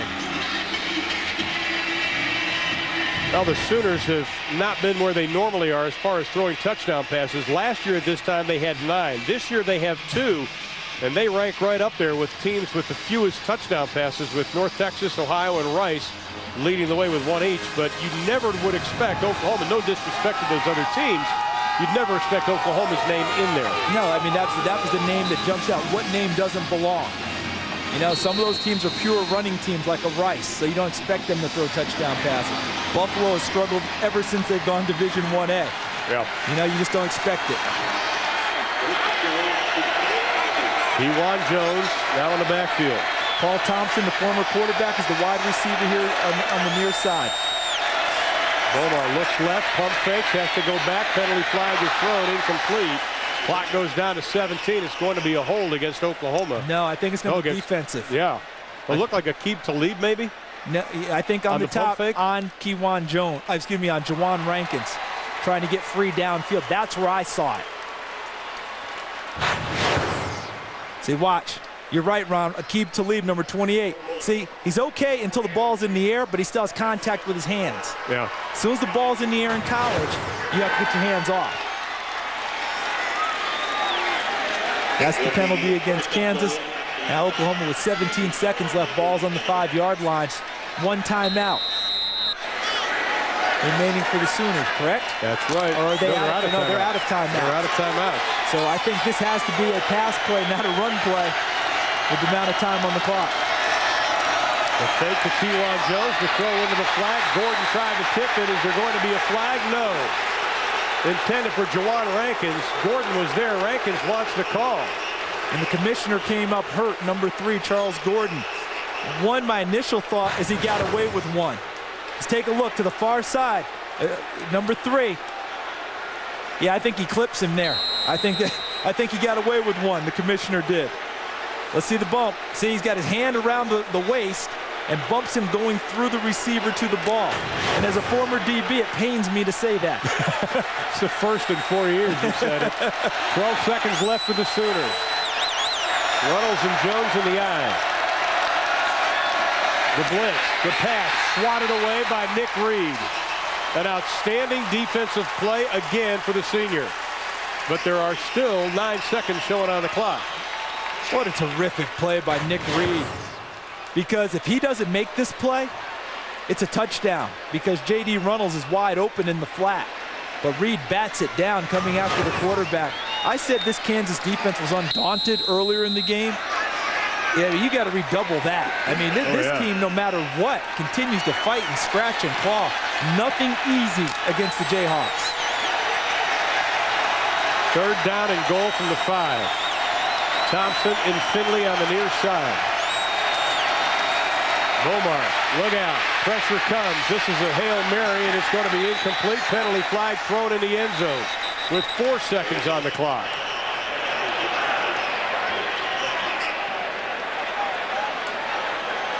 That prayer was not going to be answered by anybody in white. Oh, my. Now do you just kick the field goal and get something out of it? You have to now because the penalty will push you back. Pass interference. Number 12 on the offense. 15-yard penalty from the line of scrimmage. Repeat third down. Paul Thompson, the former quarterback turned wide receiver. That's him all the way at the top there. Pushing against Charles Gordon. And pushed off trying to come back for the ball, and the officials detected that. So this is going to be a 37-yarder now, Charles. Cody Freeby will hold it. Both teams have squandered golden opportunities in this first half. Even if they kick it, they wasted a fake punt. A fake field goal. And the kick. It is no good. Last play of the first half. The Kansas defense has done it again. Oklahoma with an outstanding opportunity could not put any points on the board. Good snap. Good hold. Just pushed it. Here's Craig Sager. Well, I'm with Bob Stoops right now. There's some confusion about whether there's a challenge opportunity on that field goal. What do you think, Coach?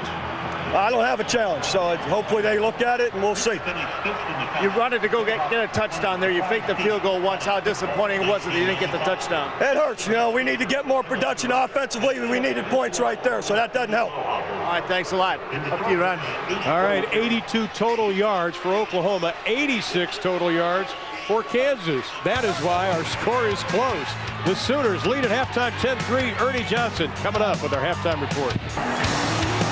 Welcome back to TBS Saturday Night College Football presented by Orbitz. And as we get set to start the second half, the Sooners holding on to that 10-3 advantage over the Jayhawks of Kansas. Hello again, everybody. Along with Charles Davis, I'm Ron Thulin. Both offenses have been ineffective, but that doesn't mean they haven't had their chances. Yeah, I mean, right at the end of the half, Oklahoma faked a field goal to try and get a touchdown. They don't score. Kansas had a fumble recovery. They don't score, among other possessions. Right now, Kansas has to score a touchdown before Oklahoma does to have their best opportunity to win this game. Well, let's find out what the Jayhawks are going to do in the second half. Here's Craig Sager with Mark Mangino. Well, Coach, despite a calamitous beginning, interceptions on your two possessions, obviously the defense has kept you in it. What'd you tell the team? Well, our defense has played about as good as football as you can play, and our offense is just not executing well. We've had opportunities to make plays, and we haven't done it, but our defense will keep us in the game. We've got to make some plays on offense here. If the offense continues to struggle, heaven forbid, Brian Luke throws another interception, will you stay with him? Brian Luke's going to finish this game no matter what. Okay, thanks a lot. Well, that was pretty definitive by Mark Mangino. He is going to finish the game. Well, Mark Mangino said at the beginning of the week, his goal was for Brian Luke to start and finish. And he's sending a message to his team. That's his quarterback. Get around him, rally with him. Reggie Smith dances up to the 20. Penalty flag is thrown as he gets up to the 27-yard line. There are 3 penalty flags, one back at the 21 and a couple up at the 25-yard line.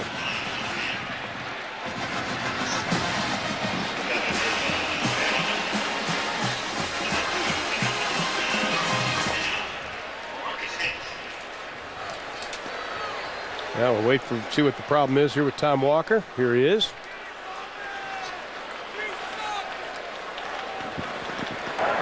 During the return, holding. Number 5 on the return team. 10-yard penalty from the spot of the foul. First down. Now let's take a look at our halftime statistics, and it's not pretty when it comes to the offense, Charles. Well, I mean, nothing looks good on the yardage. The turnovers, 3 against Kansas, 1 led to the touchdown for Oklahoma. Penalties not good. Look at the red zone. No one's really capitalized, but the third down conversions, that's what jumps out at me. 2 of 10 for Oklahoma, 1 of 7 for Kansas. Well, every snap is a new snap for Rhett Bomar, the redshirt freshman. At times he looked pretty good, but he hasn't gotten a whole lot of protection back there. Kewan Jones has it. They go to the running game. He keeps the feet moving, gets up to about the 13-yard line. That'll be a pickup of about 3 on the play. Nick Reed again on the stop. He has 10 tackles already in this ball game, and as we mentioned, he's averaging about 10.8, throwing a couple of sacks. That's a full night for that young man. You know, and you reported right before the ball game that Travis Wilson, their senior receiver, would not play. You know, we got that report. That's really hurt the Oklahoma receiving corps. They're so young. They need his experience and playmaking abilities on the field. Omar looks, throws, pass, incomplete. Intended for Joaquin Iglesias, one of the very talented young wide receivers for this team. He's a true freshman out of Killeen, Texas. Looked like he hesitated a little bit. Was he grabbed? Let's take a look here as he's in the slot. Looks like Jerome Kemp, number 24. No, he was just bumped, and then he stumbled off balance, and now he's looking for a flag. As he gets older, you know what he'll do? He'll play till the play's complete. Right. Then he'll turn around and ask the official. Youngsters look for the flag to try and bail them out of situations. That's just a matter of growth for a true freshman. Again, this Kansas defense doing an outstanding job. 3rd down and 7 for the Sooners. From the shotgun, they rush forward. Here comes the pressure. Bomar into the flat. Intercepted at the 25-yard line. Charles Gordon.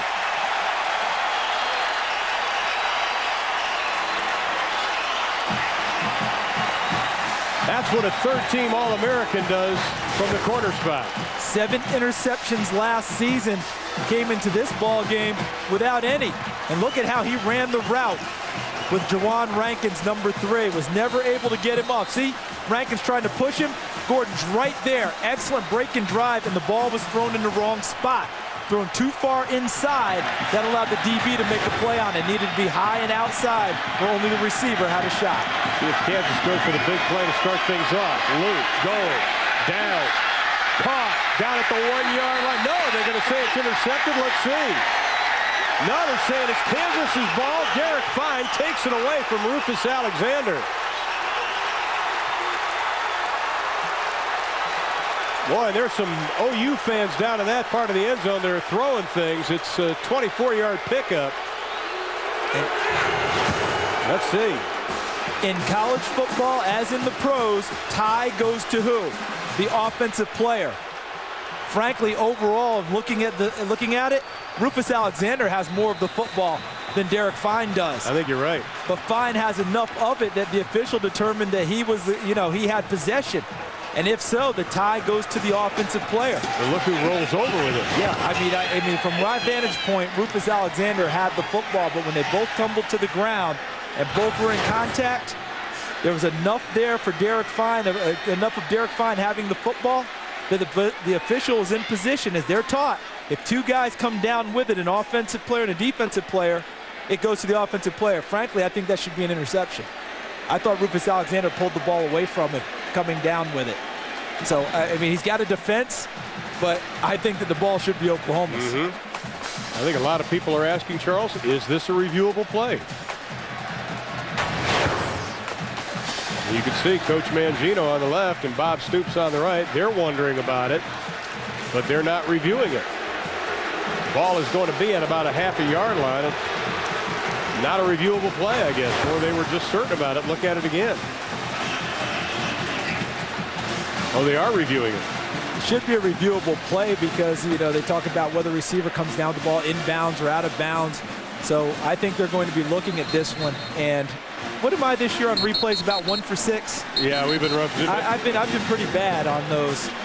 And if you're Kansas, you want to get up on the line and run a play on offense. But if it's being reviewed. No, they're not under review. We've just been told it's not under review. Let's listen in. It's being reviewed. Oh, it is being reviewed now. A little unclear on the signals from the officials whether or not it's going to be reviewed or not. That back angle that we saw just a moment ago, you can see that Rufus Alexander had the football. Here's my question. I thought they were reviewing it all this time. But the officials were just standing congregated together. They usually kind of spread out, or the main official comes over to the sideline. Remember this, the officials on the field in Big 12 cannot ask for a review. Yeah. It has to come from upstairs. I believe it's J.C. Leinbach, who's the replay official, a former terrific official in the Big 12 football and basketball. He has to look at it and then buzz down and say, let's put it under review. And so he is out. He's finally done that now. See, look at that's all Rufus Alexander. Listen, since I'm 1 for 6, I'll take it. I'm going back out there again. This should be Oklahoma's football. Okay? After reviewing the play, the replay official rules that the Oklahoma player caught the ball in the air, completed a catch inbound. The ball is intercepted. First down, Oklahoma. I got one right. I got one right. Well, you know, I tell you what, though, if you're Mark Mangino in the offense, our movie following the game is Blue Streak. That's the language I think the defense of Kansas is going to be using when they talk to the offense about not scoring. Yes. He likes it. Finally got a break. Well, you know, on that pass play, the ball that Brian Luke threw, I thought needed to have air under it, not on a line. Because then you allow the receiver to run underneath it and still use his body against the defender. Throwing it on the line brought the linebacker into play, and he capitalized with a terrific interception. Third interception thrown by Luke tonight. Bomar takes over in the shadow of his own end zone. And they have to be very careful here, Ron, because of how aggressive Kansas's defensive front seven has been tonight. I don't know how many plays Oklahoma's going to consider calling where they retreat from the line of scrimmage. Might want to try and wedge it out of here and get some room first. They're going to throw it. Bomar's pass complete to the tight end, John Finley, and he gets up over the 15 to the 18-yard line. Pretty gutsy call by Oklahoma. How about Chuck Long? Now that's the Chuck Long that we've known for a number of years. John Finley looked like he was coming inside the block. Faked the block with a stutter step and then got into the flat. And Rhett Bomar with the play-action fake hits him. You're right, a gutsy call by Chuck Long, but a good one because he knew Kansas's defense was primed to stop the run inside. And they go back to the run. Pickup of about 1.5 on the play. Kewan Jones again, the senior out of Tulsa, Oklahoma. You know, and he's played a very valuable role the last 2 years. I think it's been understated. He's been really Adrian Peterson's mentor, especially last year. That is so valuable when you have a youngster with all the hype and publicity that Peterson has had. Could have had a lot of jealousy when Adrian Peterson hit campus. But Kewan Jones understood and maintained a level head and still gave his best efforts. Haven't seen much of Bomar in the quarterback run game yet tonight. The blitz by Kansas, the pass complete up over the 35-yard line to the 37-yard line. Paul Thompson, the man that Bomar replaced at quarterback, with the reception, picks up 16. This is a play where Oklahoma's receiver helped his quarterback greatly. This is what Kansas is missing right now. Their receivers need to help their struggling quarterback with some big plays downfield. Derek Fine needed to rip that ball from Rufus Alexander. Didn't happen. On the other end, Paul Thompson helps out Rhett Bomar and gives them a first down. His first catch tonight.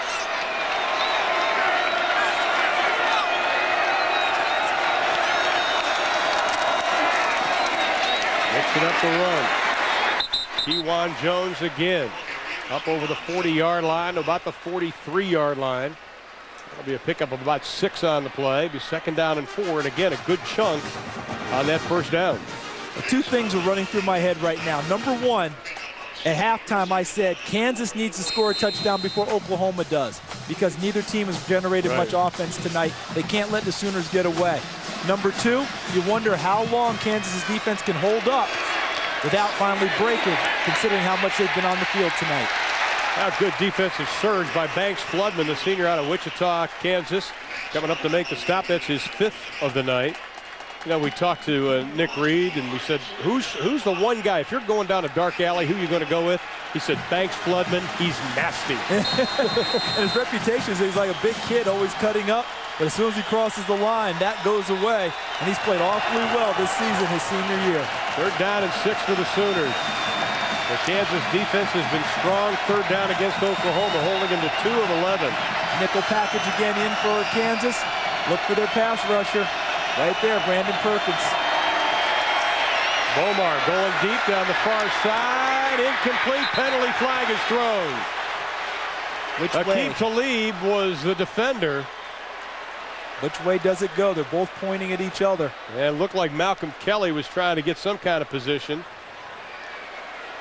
I have a feeling it's going to go against the defense. Pass interference. Number 28 on the defense. 15-yard penalty from the line of scrimmage. Automatic first down. Aqib Talib, number 28, has good position on Malcolm Kelly, watching into the helmet. Now as he looks back, unfortunately for him, what he wants to do is get his hip in contact with Malcolm Kelly and look back over his inside shoulder for the ball. He looked backwards, and then as he stumbled, he's reaching and grabbing Malcolm Kelly. That forced the penalty. Got himself out of balance and put himself in a tough spot. And the Sooners started again at about the 2-foot line.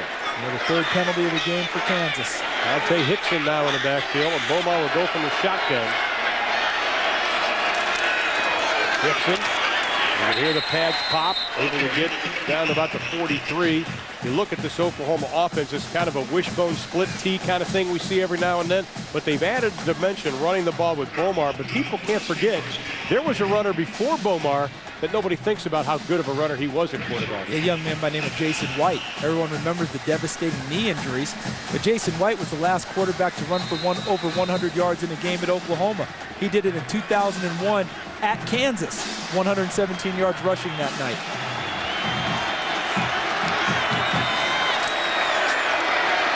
And 2nd and 9, complete.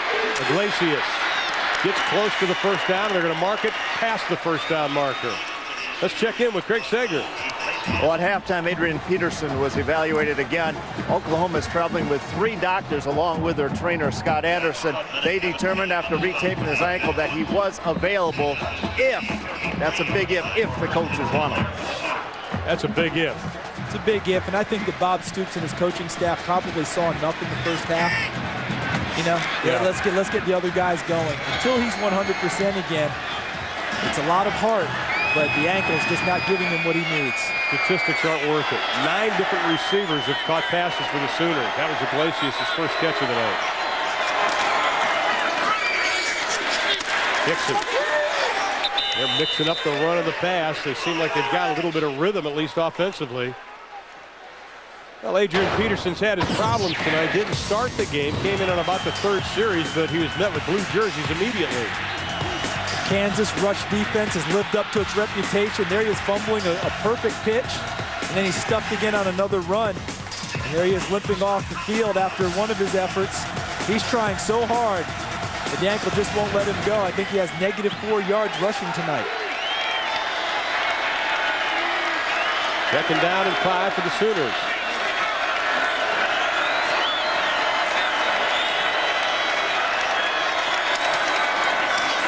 Hickson, penalty flag thrown right in the middle of the pile. He gets close to the 25-yard line. Getting a lot of playing time tonight. The senior out of McKinney, Texas. Only had 10 carries coming into this ball game. I think that picture pretty much says it all, doesn't it? Bob Stoops just going, oh my, what else? Holding on the offense, number 52. 10-yard penalty from the line of scrimmage. Repeat 2nd down. Chris Bush, that'd be the center, 52. See, he's got the hold. Nice little pull down there. That's an amateur wrestling event. That's a 2-point takedown. There you go. This is a shuffled offensive line. Bush has played 3 different positions. Started as a redshirt freshman, was the left guard last year. Now the Sooners face 2nd down at 15. And again, playing behind the chains, as they like to say. On down and distance, 2nd and long instead of 2nd and short. Little draw play. Hickson, nothing doing. He just gets back to the line of scrimmage, and the Sooners will be facing 3rd down in a bunch.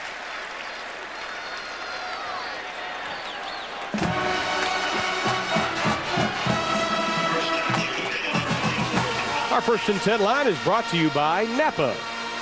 And the Sooners need about 15 to get to that line. Ball's now on the 38-yard line on a drive that started on about the 2-foot line. This is the 9th play of this drive. Six defensive backs on the field now for Kansas. They've even taken out the linebackers. Got a different one in. And they rush 5. Bomar feels the pressure, throws. Pass is caught. Thompson has it taken away by Gordon.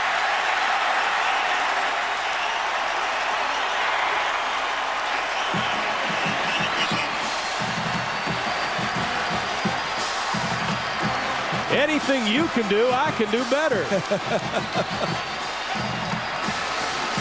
2nd interception tonight. Look at Gordon, number 3, work against Thompson 12, right there. Look at that. That's just terrific. This is one Commissioner Gordon that does not need the bat signal to help him out. That's just great defense. That is, I tell you, he is a special, special young man. Now that Kansas offense, Josh Cornish trying to go somewhere. They have got to get something going. This offense only 86 yards so far in this football game. Through the interception right at the goal line. They were moving. Mark Mangino's team looked like they had may be able to get something going. The tough part, I think, for Kansas is that they're not able to get anything working well enough. Yeah. That gives Mark Mangino the confidence to really attack on offense.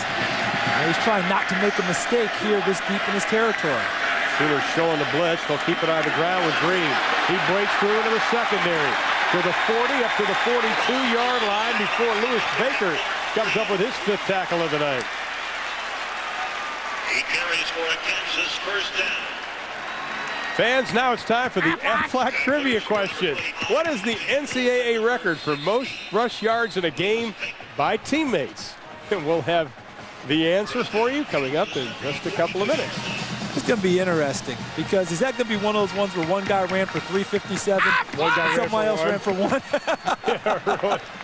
Yeah. And you laughed at the duck again. I can't help it. That thing cracks me up. First and 10, John Cornish maybe gets about a half a yard. Check in with Craig Sager. Well, we've been talking a little bit about the heart of Adrian Peterson wanting to play despite the injury. We also give credit now to Clark Green. Remember, Clark Green stumbled off in that first quarter. He had a bruised knee, went in the locker room, has now been wearing a knee brace, but no serious damage. It was just a bruise, but he's out there now with a brace on his left knee. He is the most all-around back, not only a receiver, but also a good blocker. Back to you, Ryan. He was the leading rusher in 2003. Luke going up, little touch pass. Incomplete. Oklahoma defense was right there. DJ Wolf was playing some pretty good defense on Mark Simmons. You know, we talked to the Kansas coaches. They said, we've got to get a vertical pass game. They're not getting it. Well, they're not getting it because guys really aren't open. He didn't beat DJ Wolf on that pass pattern. Besides Brian Luke really not having the touch for that pass because you have to loop it a little bit more, but he really wasn't open. He didn't beat him off the line of scrimmage. Good coverage by Wolf. The third down conversions have been ugly. 2 of 12 for Oklahoma, 1 of 7 for Kansas. Here we are with 3rd and 8. Here comes the Sooners on the blitz. Kansas is going to lose protection, and he goes down at the 38-yard line. The Sooners came in with a bunch of players. You have your choice here. Remy Odell was also in on it. Luke trying to set up in the pocket. Had a zone blitz on. I saw CJ Ayu, number 99, working the middle as they brought linebackers and dropped him as a defensive end out of the line so he could cover the pass. A coverage sack, but frankly, I don't think either team's defensive backs respect the receivers very much of the opposite team, and they're covering them pretty well, and that's allowing the pressure to get to both quarterbacks. Peel back on the punt. Javon Rankins is trying to run this one down. Signals a fair catch, runs into his own man. And the Jayhawks are going to down it. The Sooners will take over. 5:25 left in the 3rd quarter. The score is the same from when we left you at halftime.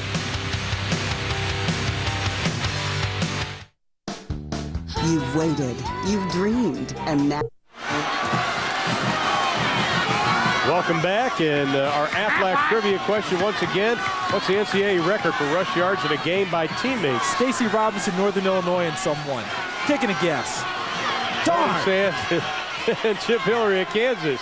Well, Tony Sands had 396 in that game, by the way. So, way to jump in there, Chip. That's right. Bomar on the keeper, nothing, and he is hog-tied up at the 12-yard line. Kevin Kane, he has 8 tackles tonight. These linebackers have 18 and 6, 24 tackles amongst the 3 of them. And they have to give a lot of credit to their up-front guys. Charlton Keith, number 99, James McClinton, 93, Tim Allen, 90, Jermiles Ashley, number 97, with help from Rodney Allen, 92. The reason I say that, they are keeping the offensive linemen off the linebackers and allowing them to run free to the football and make plays.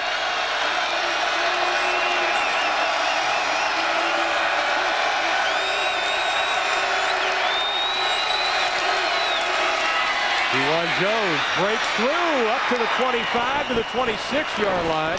Be about a yard short of the first down. Banks Floodman on the stop.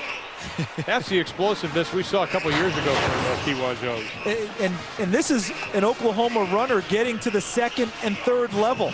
We talk about this a lot on our broadcast. The first level is the defensive line, second level linebackers, third level secondary. The Oklahoma runners have not seen the second and third levels very often this evening. It's a third down and just a yard to go. Penalty flag, hang on, we're going to stop everything. That play doesn't count, do-over. Tell that to the running back who just got hit by 5 people. Yeah, somebody say, hold on here, gang.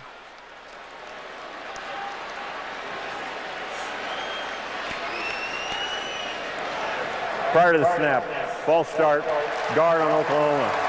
5-yard penalty. Here's Ernie Johnson. Still third down.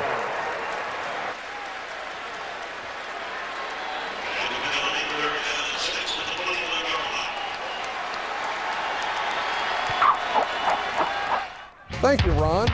Today's top performance brought to you by Energizer. It belongs. By the way, keep going with Energizer. Cody Hodges, 44 out of 65, 643 yards through the air, 5 touchdowns, and a 59-20 win over Kansas State. Today's top performance by Energizer. Keep going. And you keep going too, Ron. And you too, Charles. I'm going to do that.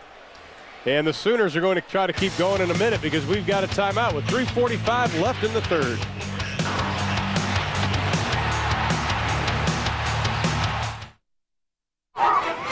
Dan Marino! Who wants to go deep? I do. That's why we created Papa John's new Perfect Pan Pizza. Introducing the big taste of Papa John's Pan Pizza. A zesty Robusto sauce with garlic and spices. A new thick golden crust made deep and square so we can pile on the toppings. Get a large pan pizza with up to 5 toppings for just $12.99. We deliver. Call now or order at papajohns.com. Better ingredient. 9 and 6, ball on the 21.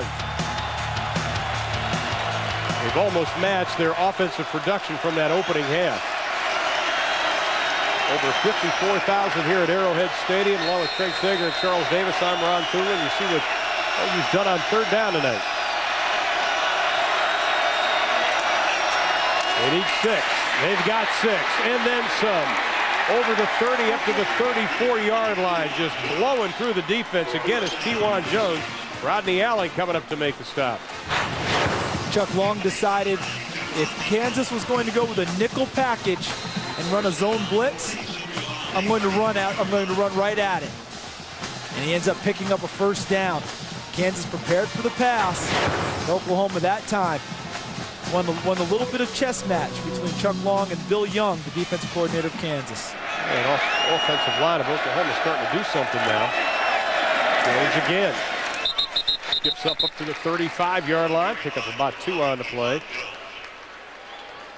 You know, Kevin Wilson's the offensive line coach of Oklahoma. He has done an outstanding job. People say that he is a great teacher. And he just takes his things. He says, okay, we've had a lot of shuffling around here on offense. We're going to make do with what we got, and we're just going to teach these guys so they're going to get better week after week. He's a good one. Yeah, he's the co-offensive coordinator brought in from Northwestern a few seasons ago.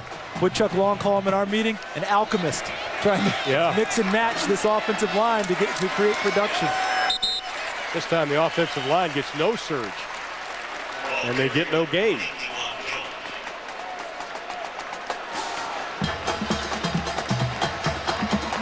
Look at all the different players on there. Messner, junior, Frederick, Oklahoma. J.D. Quinn, redshirt freshman. Chris Bush was a guard. Now he's at center. And they're missing Chris Chester, who was a tight end and became the starting center this year. Yeah.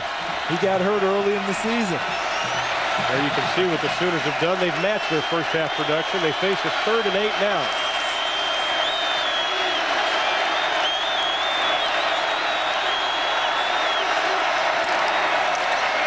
Kewan Jones, this time that Kansas defense had been on the field a lot here in the second half. Does a good job holding them up after a pickup of about 2 on the play. The Sooners are going to be forced to kick this away, and the wind is actually starting to pick up here at Arrowhead Stadium. Yeah, you fool Kansas once with running the ball on 3rd and long against their nickel package. You don't fool them twice. That time they came after the quarterback but still kept their gap responsibilities. and shut Oklahoma down and force the punt. He's dangerous right there. That man, Charles Gordon, we saw him fumble a punt against Kansas State, but then he came back and had a couple of returns that were outstanding. He has the ability to break it.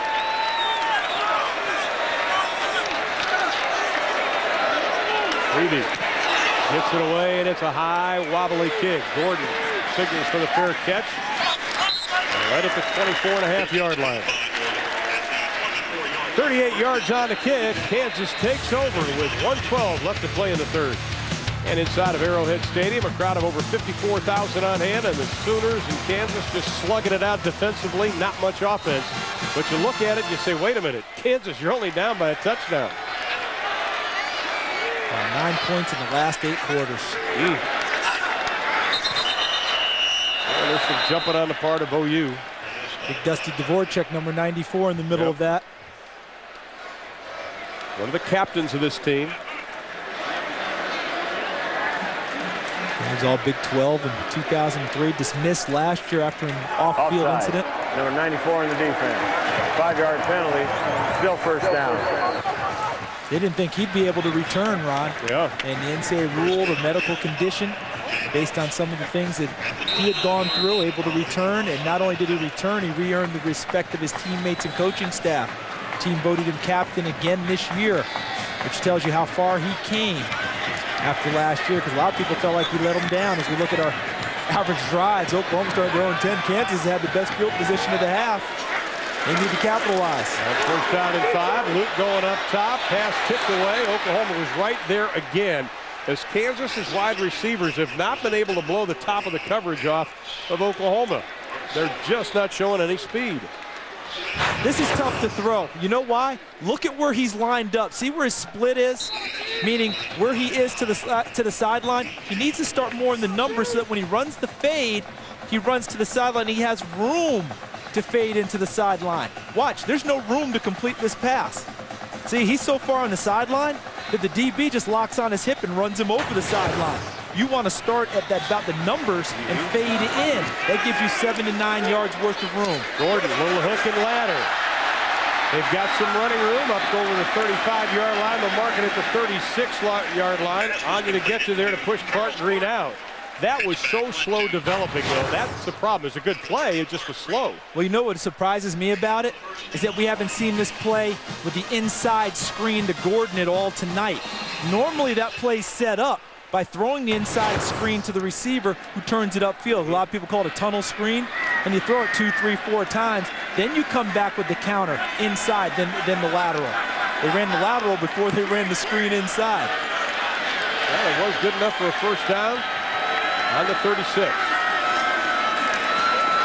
Luke keeps it. Penalty flag thrown far side of the field, and he takes a wallop as he gets enough for the first down, but there is a penalty at the 33-yard line. It was Baker had the hit. Lewis Baker slow to get up. And a penalty will go against the Jayhawks. Baker, he's got a little wobble to him. Illegal get shift. him out of there. Number 13 on the offense is going forward at the snap. It's a 5-yard penalty from the line of scrimmage. Repeat first down. It's Mark Simmons, number 83, trying to block against DJ Wolf, the converted running back. Didn't get much of a block there. Wolf able to fall inside and help make the tackle on Luke.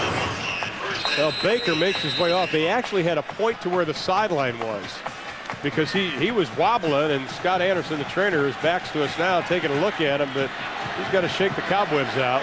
Scott's not going to let him go anywhere, it's only sure. And Darian Williams will come in and replace him, number 41. On 1st and 15. The short pass, and the Sooners read it correctly. They're going to actually lose a yard on the play. Dusty Dvorak right there. Let's see if we can find out what happened to Lewis Baker on this. Little helmet to helmet, maybe? Take a look. Oh, yeah. Yeah, and he took out his own teammate. But Lewis Baker's the one who came up a little worse for wear. He hit C.J. Ayu, number 99. That's 265 meeting 203. Yeah, what a 203 is going to lose every time. Even though he was bringing the punch. That was the Volkswagen running into the Mack truck. And the Volkswagen can bring all the punch it wants, but the Mack truck's going to win. Well, that's the end of quarter number 3. We were at 10-3 at halftime, and that's where we are as we head to the final stanza. The Sooners holding on to a 7-point advantage. I'm Ron Doolin, welcoming you to Arrowhead Stadium. Big 12 football, both teams looking for bowls. They want to be in the postseason. This game will determine a lot for both, especially Oklahoma. Losing conference record coming into tonight. On second down, Luke has the time, throws, short hops it. It actually looked like his tip. Pendleton may have gotten a piece of it. Now let's check our Levi's game summary. Sooners jumped out to a 10-0 lead. Kansas added a field goal, and that's the way it's been. And the key stat of the game for me, besides the turnovers, is third down conversions. Neither team very successful. If you can get to 30%, yeah, it almost seems like you're going to control the ball and win the game. Well, it's third down and 16 for Kansas. An uncovered receiver for Kansas right there. And, oh, you must have seen it because they call a timeout. Brent Venables was telling his guys, get the TO. Yeah, they were confused on defense there. And they got it. We're going to take a break. We are 4 seconds into the fourth stanza. We'll be back. We are back. Kansas is facing third down and 16. We're in the fourth quarter. The ball's on the 30-yard line. You can see our Napa 1st and 10 line a long way away. They've not been able to get the big running back with a big play. Brian Luke has thrown some interceptions tonight. The wide receivers have not blown the coverage of OU, and it's just been a long night, but now they've got to have some type of big play.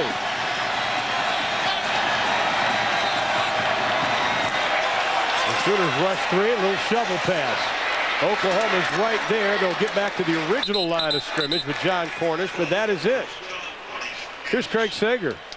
Well, after that helmet-to-helmet collision, Lewis Baker was ushered off the field and was sitting on the bench with the team doctors when he looked up and saw the defense out on the field. He thought he should be out there, got up and started to run on the field when trainer Scott Anderson took his helmet away. He then talked to him. They're still discussing on the situation. Baker had no idea what happened or anything about the collision, so they took his helmet away. He tried to talk to Coach Stoops about going back in. But as we can see, I don't think the training staff is going to allow that. Well, I think old Jerry Schmidtstander is going to let him get back in. Yeah, this is the strength and conditioning coach. You're not getting past Schmitty. Oh, great kick. Oh, Rankins fumbles it. Recovers it, though, himself. But it's back at about the 8-yard line. Now it's time for the Fan Rant, brought to you by Kia Motors. Oh, you ever seen that stupid Jayhawks? Whoa! Go KU! Yeah!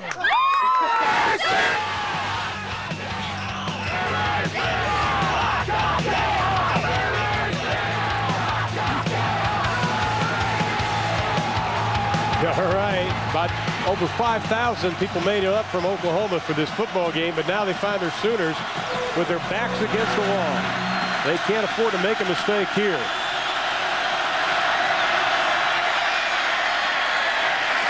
Dewan Jones has been getting the workload along with Dante Hickson. Adrian Peterson did get in the game, only carried 5 times for -4 yards. He's on the sideline. Probably will not see him the rest of the game. Tried to play, gutted it out, had some ankle problems still, and probably going to wait till next week. I think for Kansas's defense here, the goal is to create a turnover. Sounds simplistic, right? Of course, that's always the goal, but here, they know the offense has struggled. They want to give them every possibility of trying to score. Omar throws it out with a flat, pass is complete. Up to the 20-yard line, J.D. Runnels. That'll be good for a first down, and Bomar showed a lot of presence in the pocket there because he saw a couple of blue jerseys coming at him. And you notice who he's been looking for in the second half and late in the first half? Dependable seniors like J.D. Runnels. Good point. Guys who will make plays. If we look at Bomar's numbers for the night, Runnels is a guy who's had 2 carries in his entire career, one of them on a fake punt. It's a punishing blocker, but a terrific receiver out of the backfield.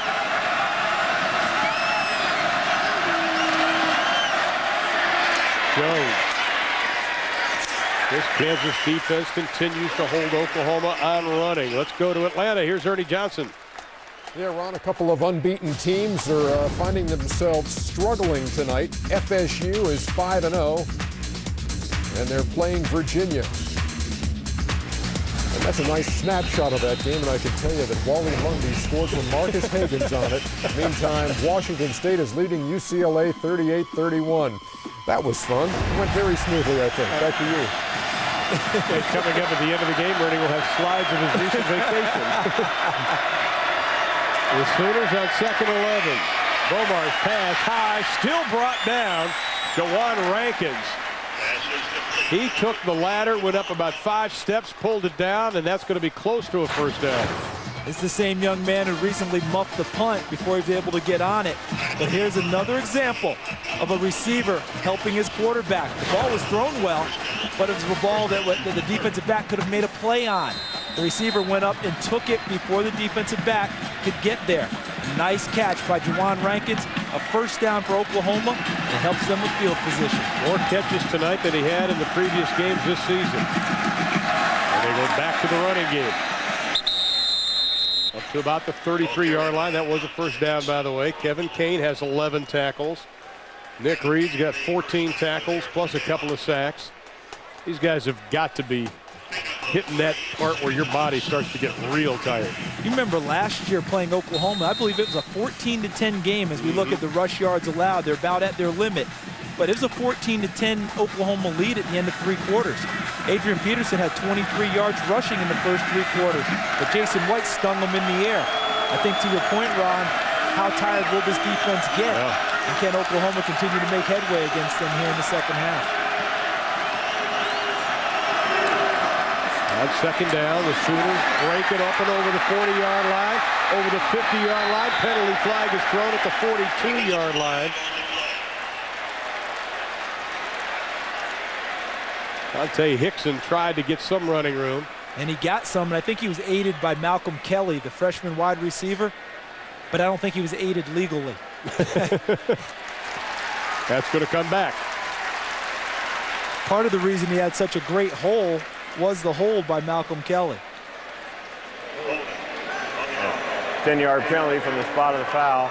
Repeat 2nd down. Take a look. Number 2 and White working on Aqib Talib. And a little push in the back there. But it's right in front of the official. Yeah. And it's similar to, you call a lot of basketball, right? Yeah. When the arm's extended and you can get a good view, that's when the officials are going to be able to reach for their flag. He's a freshman. He's going to learn. He's going to be an outstanding freshman. Started in the UCLA game, Malcolm Kelly, and you can see that time of possession. Look at that. Plus 12. 2 straight weeks the Kansas defense has had to be on the field an awful lot. On 2nd and 8, Bomar looking, throwing, pass too high, off the hands of Manuel Johnson.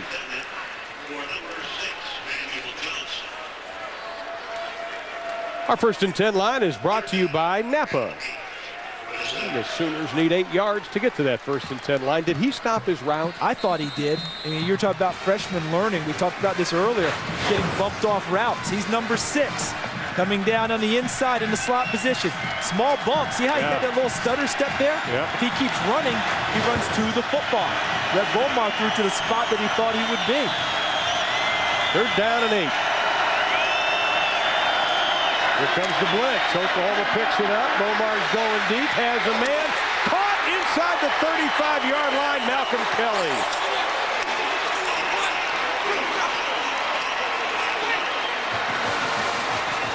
His only reception coming in tonight was against UCLA. I talk about making up for the holding call. Ronnie Amadi, number 17, has position, is running at the hip inside. You know, what's the problem there? Never makes a play on football. Yeah. I mean, it's one thing to run with a guy. Coach is like, oh, that's fine. But eventually you have to finish the play. And look at Red Bomar. That's a huge play for the Oklahoma offense and the confidence of a young quarterback. Longest offensive play tonight, that covered 41. Bomar going up again, has a man right down the middle, incomplete, in and out of the hands of Johnson. Boy, I think Rhett knows he had that one. And you know what the next level of growth is for Rhett Bomar? being able to freeze the safety in the middle so he can't come over and make a play on the ball before delivering. I say, Emmanuel Johnson heard footsteps. Yeah, he saw him coming. Yeah. Ball hit him perfectly. It was a great throw.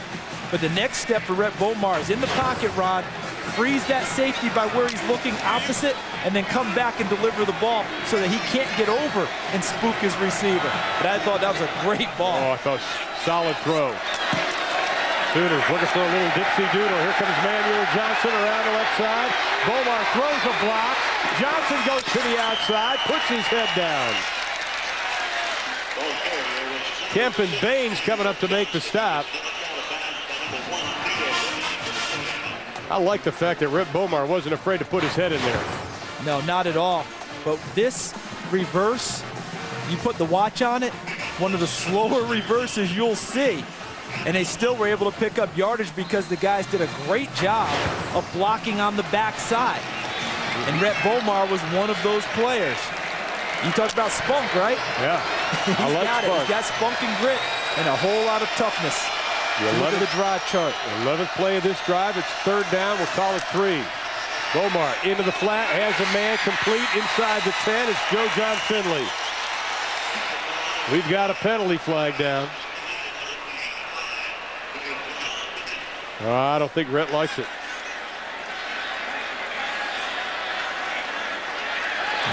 Got a guy down illegally, right? Legal receiver downfield.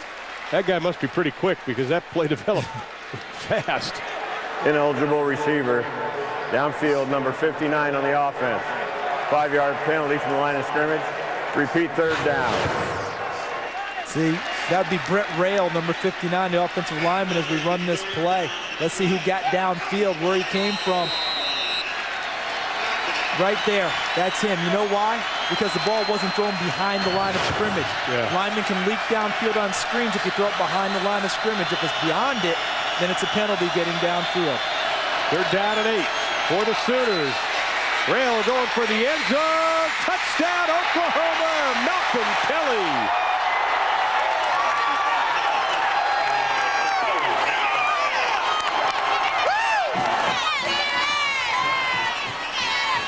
The youngster's first collegiate touchdown. He's out of Longview, Texas. The coach is very high on him.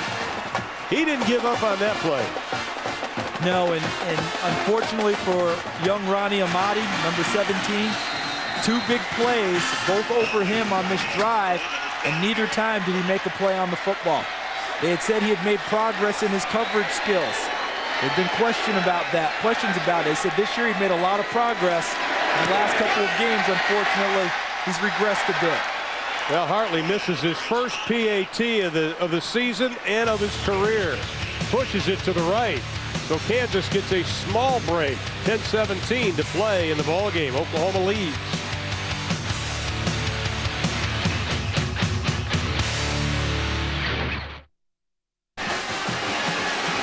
Let's look at that touchdown again and see what happened. It looks like Amati gave up on it. Yeah, and I'm wondering why. He's in good shape right there on the jam. Now he's turned, running at the hip, looking inside, and then look how he looks back away towards the sideline like he thought the play was over. I don't know if he was back looking for a call on a push-off or what have you, but that's an obvious example of you got to play the play until it's over. Then you look to officials. Did lights get him? I'm not sure. I want to give him every out and every opportunity, but 2 big plays on that drive were over him, and that's rather unfortunate. And I think I come back now to my prediction at the half. Yeah. Kansas needed to score a touchdown before Oklahoma did. The defense had been doing so well, holding them at bay, and now this is a big bulge for the Sooners. It's been a long time since Kansas had the football, and they're going to get it here. Up over the 20 to the 25-yard line is Higgins as the penalty flag comes flying in at the 18-yard line. This Kansas offense has got to do something. Only 24 yards in the second half, and they're going to be backed up when they start again.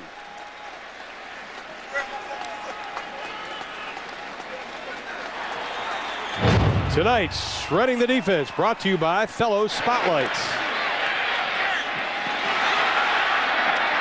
And Gordon has done just that. He's done a little bit of everything. A couple of interceptions, good-looking punt return. Watch this. Number 59 on the return team. That's sweet. To see the goal.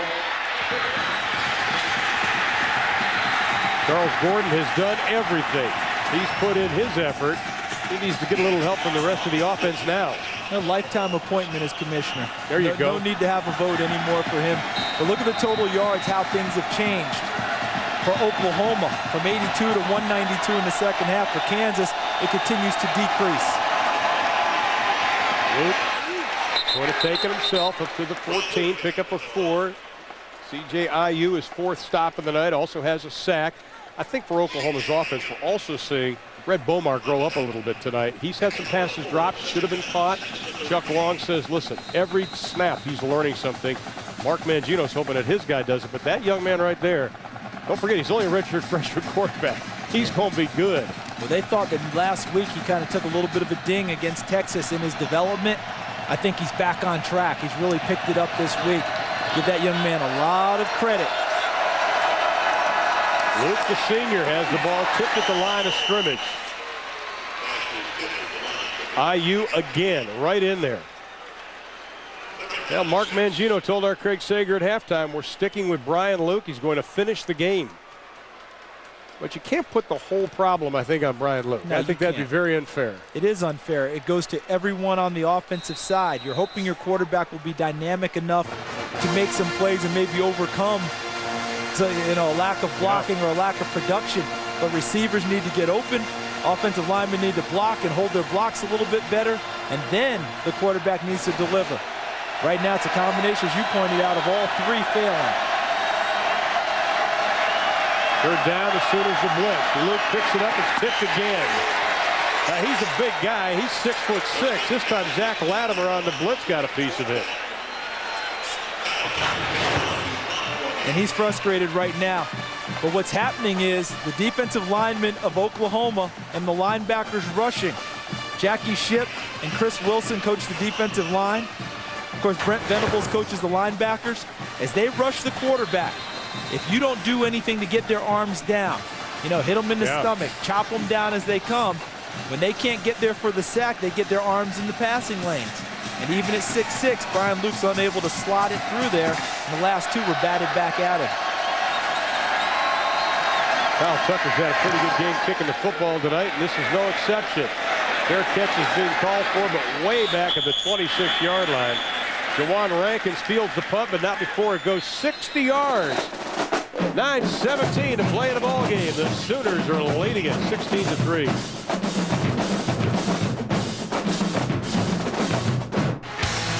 Welcome back to TBS Saturday Night College Football, presented by Orbitz, along with Charles Davis and Craig Sager. Ernie Johnson in Atlanta. I'm Ron Thulin. Welcome you back to Arrowhead Stadium, where Kansas, this is supposed to be a home game. It's a neutral site, though. Their quarterback, Brian Luke, has had some problems tonight, not getting a lot of help. But it's the Oklahoma defense, led by Dusty Dvorak, that has really stepped up to the challenge and has stymied that Kansas offense. If I saw him staring at me, I'd get stymied too. Juwan Jones hit by Tim Allen. That's Allen's first tackle of the night, the senior out of Carter High School in Dallas, Texas. They call him the old man of the group. He's a fifth-year senior. He's small, but he's tenacious. Coach Young says, I like this young man. He gives everything he's got on the football field. I don't think there's any quarrel about any effort a defender is given for Kansas tonight. There may have been some plays that didn't go as well as they wanted to, but the effort from the Kansas defense has been exemplary. Well, keep it on the ground with Jones. There's a great game going on with UCLA. Here's Ernie Johnson with an update. Yeah, earlier we showed you that game was 28-7 in favor of Washington State. And look at the rally by UCLA. And Drew Olson throws his 5th touchdown pass. This to Marcus Everett. They are tied at 38 with 44 ticks to go. I'm smelling OT. That be it. And, of course, we saw UCLA last week. We saw Drew Olson, what he did against Cal. And next week, we're going to have UCLA and Oregon State, a big upset win tonight over Cal. They'll be meeting from the Rose Bowl in Pasadena. That'll be coming your way next Saturday right here on TBS. Bomar lofts this one into the flat, caught over the 40-yard line to James Bubba Moses, the senior tight end out of North Shore High School in Houston, Texas. That's his 4th reception of the year, first tonight. Nice throw by Rhett Bomar, too. Double sideline route. Had it back in the short flat, running James Bubba Moses, the tight end, lofts it in between the defenders. And Moses hanging on after a big hit from Rodney Fowler, the free safety. That is 10 different players have caught the football tonight for Bob Stoops' offense. I guess that's a good thing. Looks like Rodney Fowler may have gotten hurt on that play. I think he just went out of the game as John Fidley now goes in motion.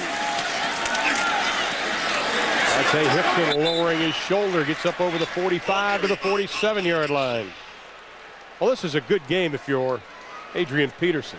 You didn't do a whole lot, but you're getting some rest because, as we mentioned, bowl implications on the line, and the Sooners still have a lot of football left to be played.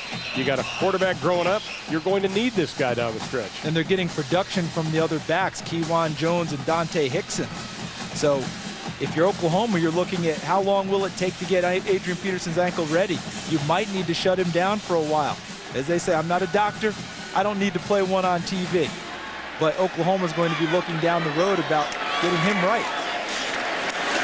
Hickson blows over the line, over the 40. It's a foot race down to the 30-yard line.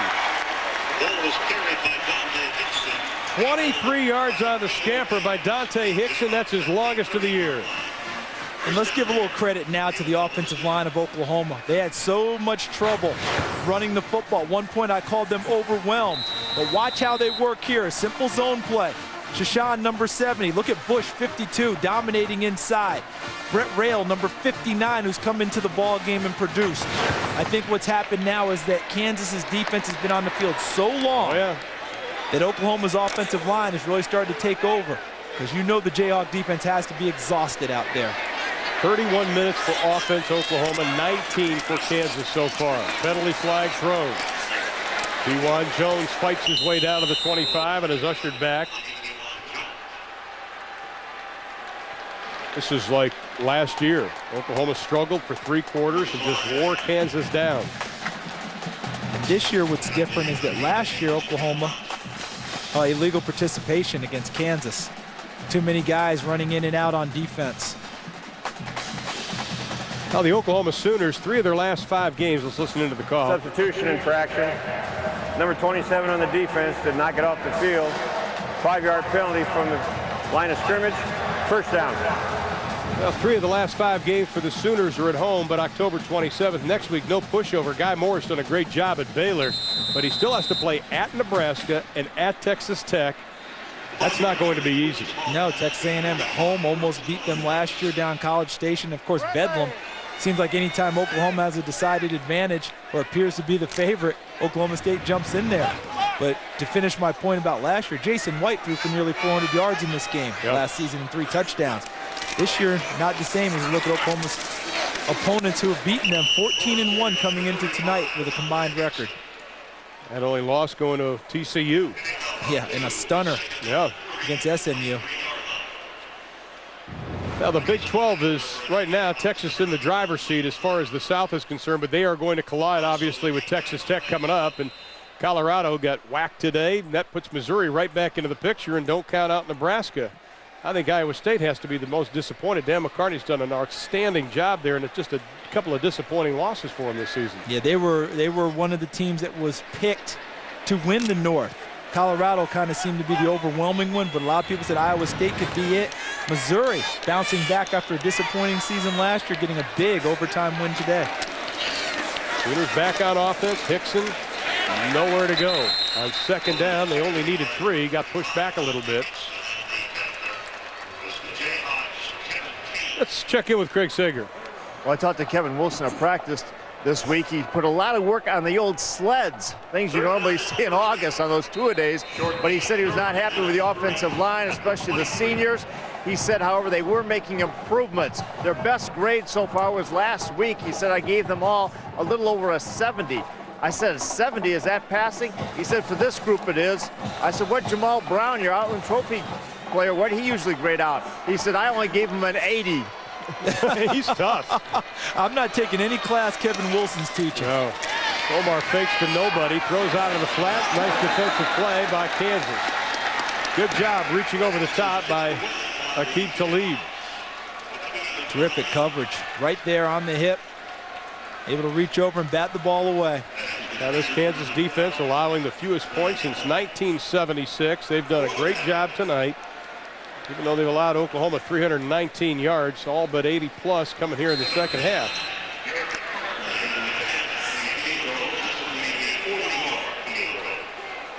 Now this is going to be a 40-yard attempt for the Sooners, trying to make it a 19-3 game with 4:06 to play. That's going to go right down the gut.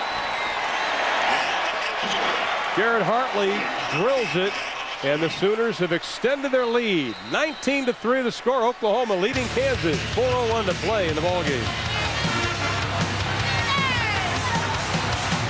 Kansas City outside of Union Station, it looks like.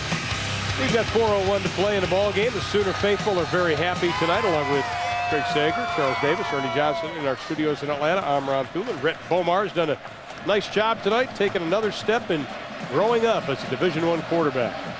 Yeah, what did Chuck Long call that? He called them learning situations. Yep. He's been placed in a number of them in this young season already. Hagan. Right in the middle of the field, and that's where all the white jerseys are. They're going to corral him. The old Reggie Smith on the stop. CSTV All Access. Listen to live games and view press conferences, coaches' shows, exclusive athlete features, and more all on your computer. Go to CSTV.com to sign up. Well, most of the night it's been a running play on first down for Kansas. They can't afford to. No, you got to put it up now. The ball has to be up. Well, the Sooner defense is a pretty good job, too. Give some credit to them. Clark Green joins Brian Luke in the backfield. Sooners only rush 3, and they break down because they saw what was coming up. Clark Green, the pass is off to the side and low. Dusty Dvorak is the one who put all the pressure on. Now our Orbit's keys to the game at the top of the show. Here's how they've stacked up so far. Yeah, you know, Brian Luke, 10 of 26 passing. 3 interceptions in the ballgame. Never got into a comfort zone. Spread it and shred it. Trying to get the ball to playmakers. Only 80 passing yards. Obviously, that didn't work. The defense, they've been stout. Only 109 rush yards by Oklahoma. That's above their average. And they forced 3 turnovers, so they hit all their goals. Once again, the offense is not held up their end of the bargain. Now the pass is low, but it's caught by Derek Fine, the sophomore out of Sallisaw, Oklahoma, who is looking forward to this game of playing the Sooners. That's his first catch since the very first play of the game. 2 catches. Brent Venables on the left, Coach Stoops on the right. Oklahoma is so confident with their linebackers, they're not even in a nickel package. No.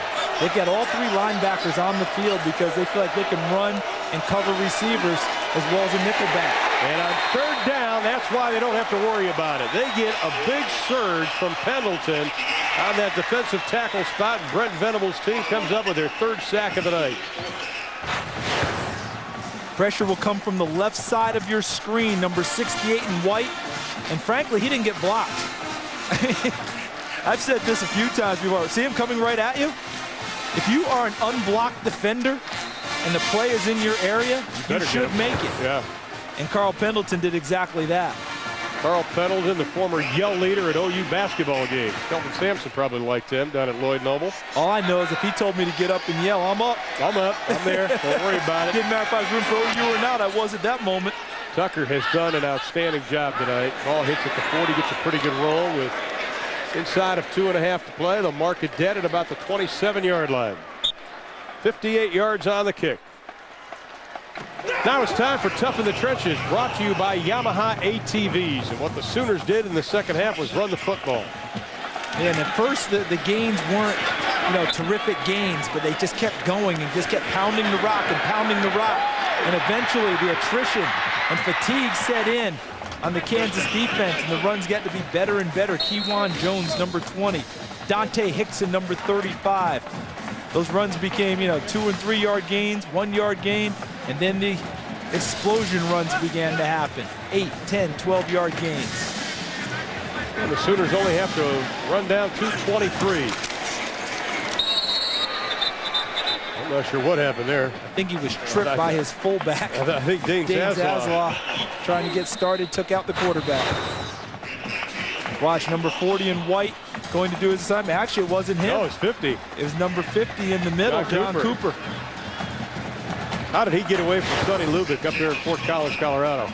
Sonny's asking someone who's recruiting that area the exact same question. Yeah, we've got a timeout. And Bob Stoops, you know, he's pumped now. He likes this. He knows this team isn't that far away. Now, they're not going to win a national title. Chances are they're not going to win a Big 12 title. But he knows they're close. And he sees progress that the basic person doesn't see. You watch the game at Texas, you say, okay, we played without Adrian Peterson. We're not a very good team. Travis Wilson also there. But Stoops and the coaching staff, the one thing we noticed this week, extremely positive, and all the coaches we talked to said it's because of that man right there.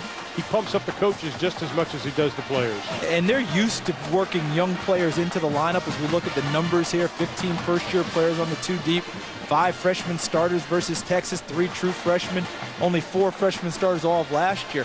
They're used to working them in, but mainly kind of like one at a time with veterans who are out there that can teach and guide these youngsters.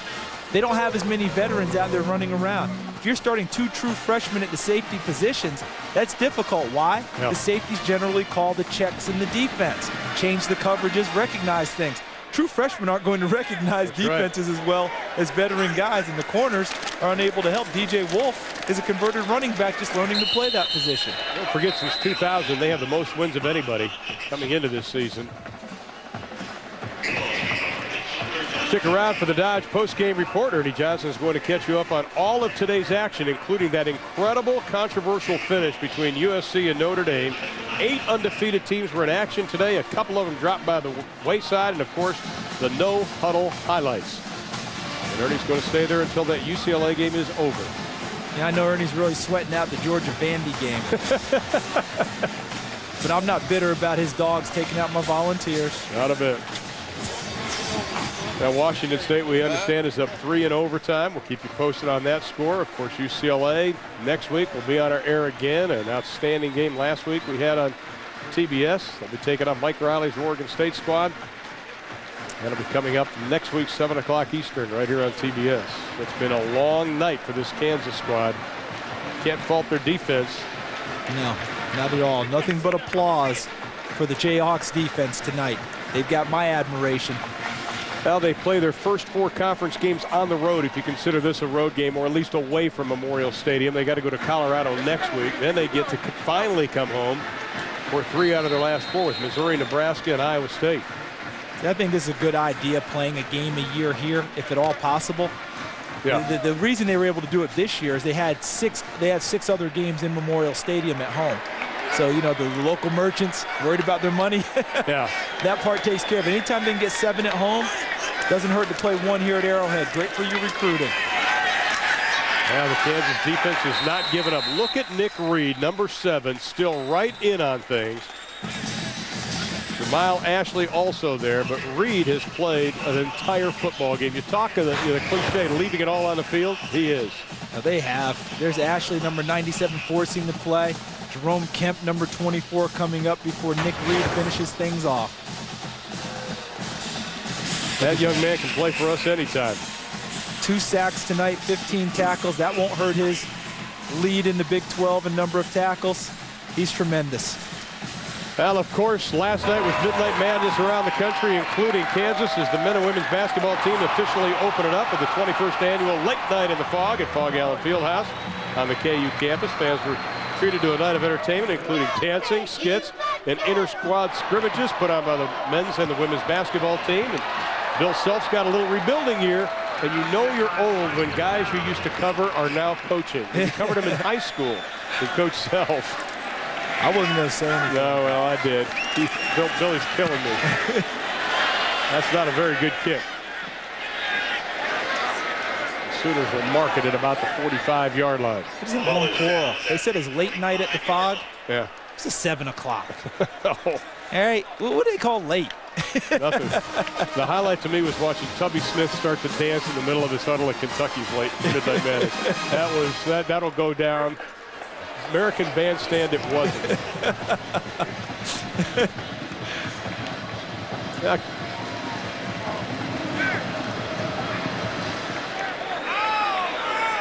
Now Kansas is Gordon limps off. That's not a good sign. The guy that's done anything, and hopefully it's just a cramp, but Kansas, they still have a lot to play for.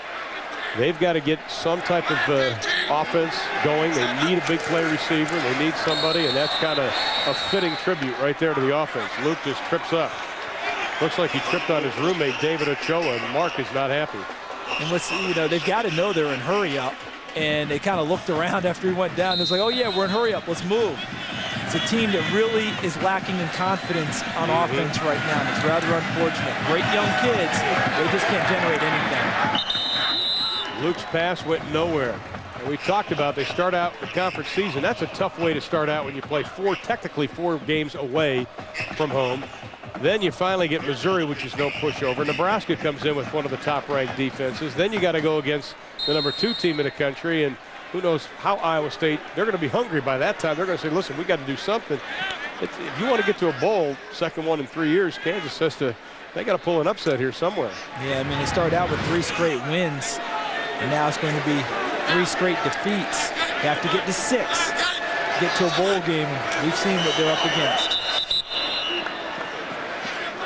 Well, UCLA and Washington State, it came down to the wire. Here's our heart attack kid, Ernie Johnson.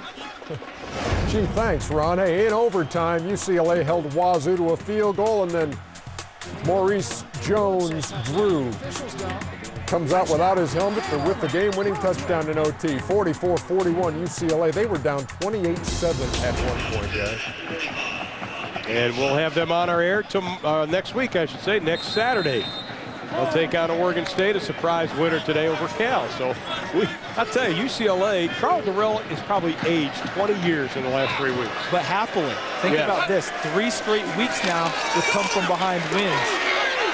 And Luke come from behind tackle. Galvin Thibodeau and C.J. Ayu did a little sandwich number on him with 67 seconds left in the game. And it's 4th down and 19.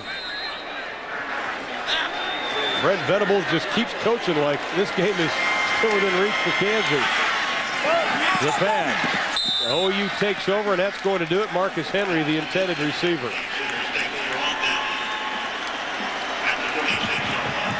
So Kansas is going to leave the field, and for the night, only 97 total yards. They said last week against Kansas State was ugly. I don't know if there's a word that would describe 97 yards if you're Coach Mangino. Yeah, he said last week was the worst offensive effort they'd had in 3 seasons. I think this one might trump it. And that's unfortunate for KU. Because that's a good man right there. He's a good football coach. Sooners are going to go to 3-3 on the year, 2-1 in conference play. Charles mentioned Kansas now 3 straight losses. They'll go to 3-3, 0-3 in conference play. The Oklahoma Sooners will now head back to Norman. Get ready next week. They take on the Baylor Bears in Norman. Bob Stoops just is glad that they got the win after the Texas loss last week. Always feels good to win. One thing about Oklahoma, they're so used to winning, people start to take it for granted. Forgot to enjoy victories along the way. Yep. They'll enjoy this one. So Mac Brown has been saying down in Texas, we're so concerned with the BCS, we're forgetting how much fun this is supposed to be. Yeah, and that's a great point. It's supposed to be fun. Go enjoy the victory. And the Sooners win it. Clock ticks down, and Oklahoma will have the victory. The final 19-3 for Bob Stoops and the Oklahoma Sooners. You've been watching TBS Saturday Night College Football presented by Orbitz. And we'll be back next Saturday at 7 o'clock Eastern when the Oregon State Beavers travels south to take on Maurice Drew and the 12th-ranked UCLA Bruins at the Rose Bowl in Pasadena. For Charles Davis, Craig Sager, and our entire crew, I'm Ron Thulin saying good night. Once again, the final score, the Sooners win it 19-3. Now it's time for the Dodge postgame show with Ernie Johnson.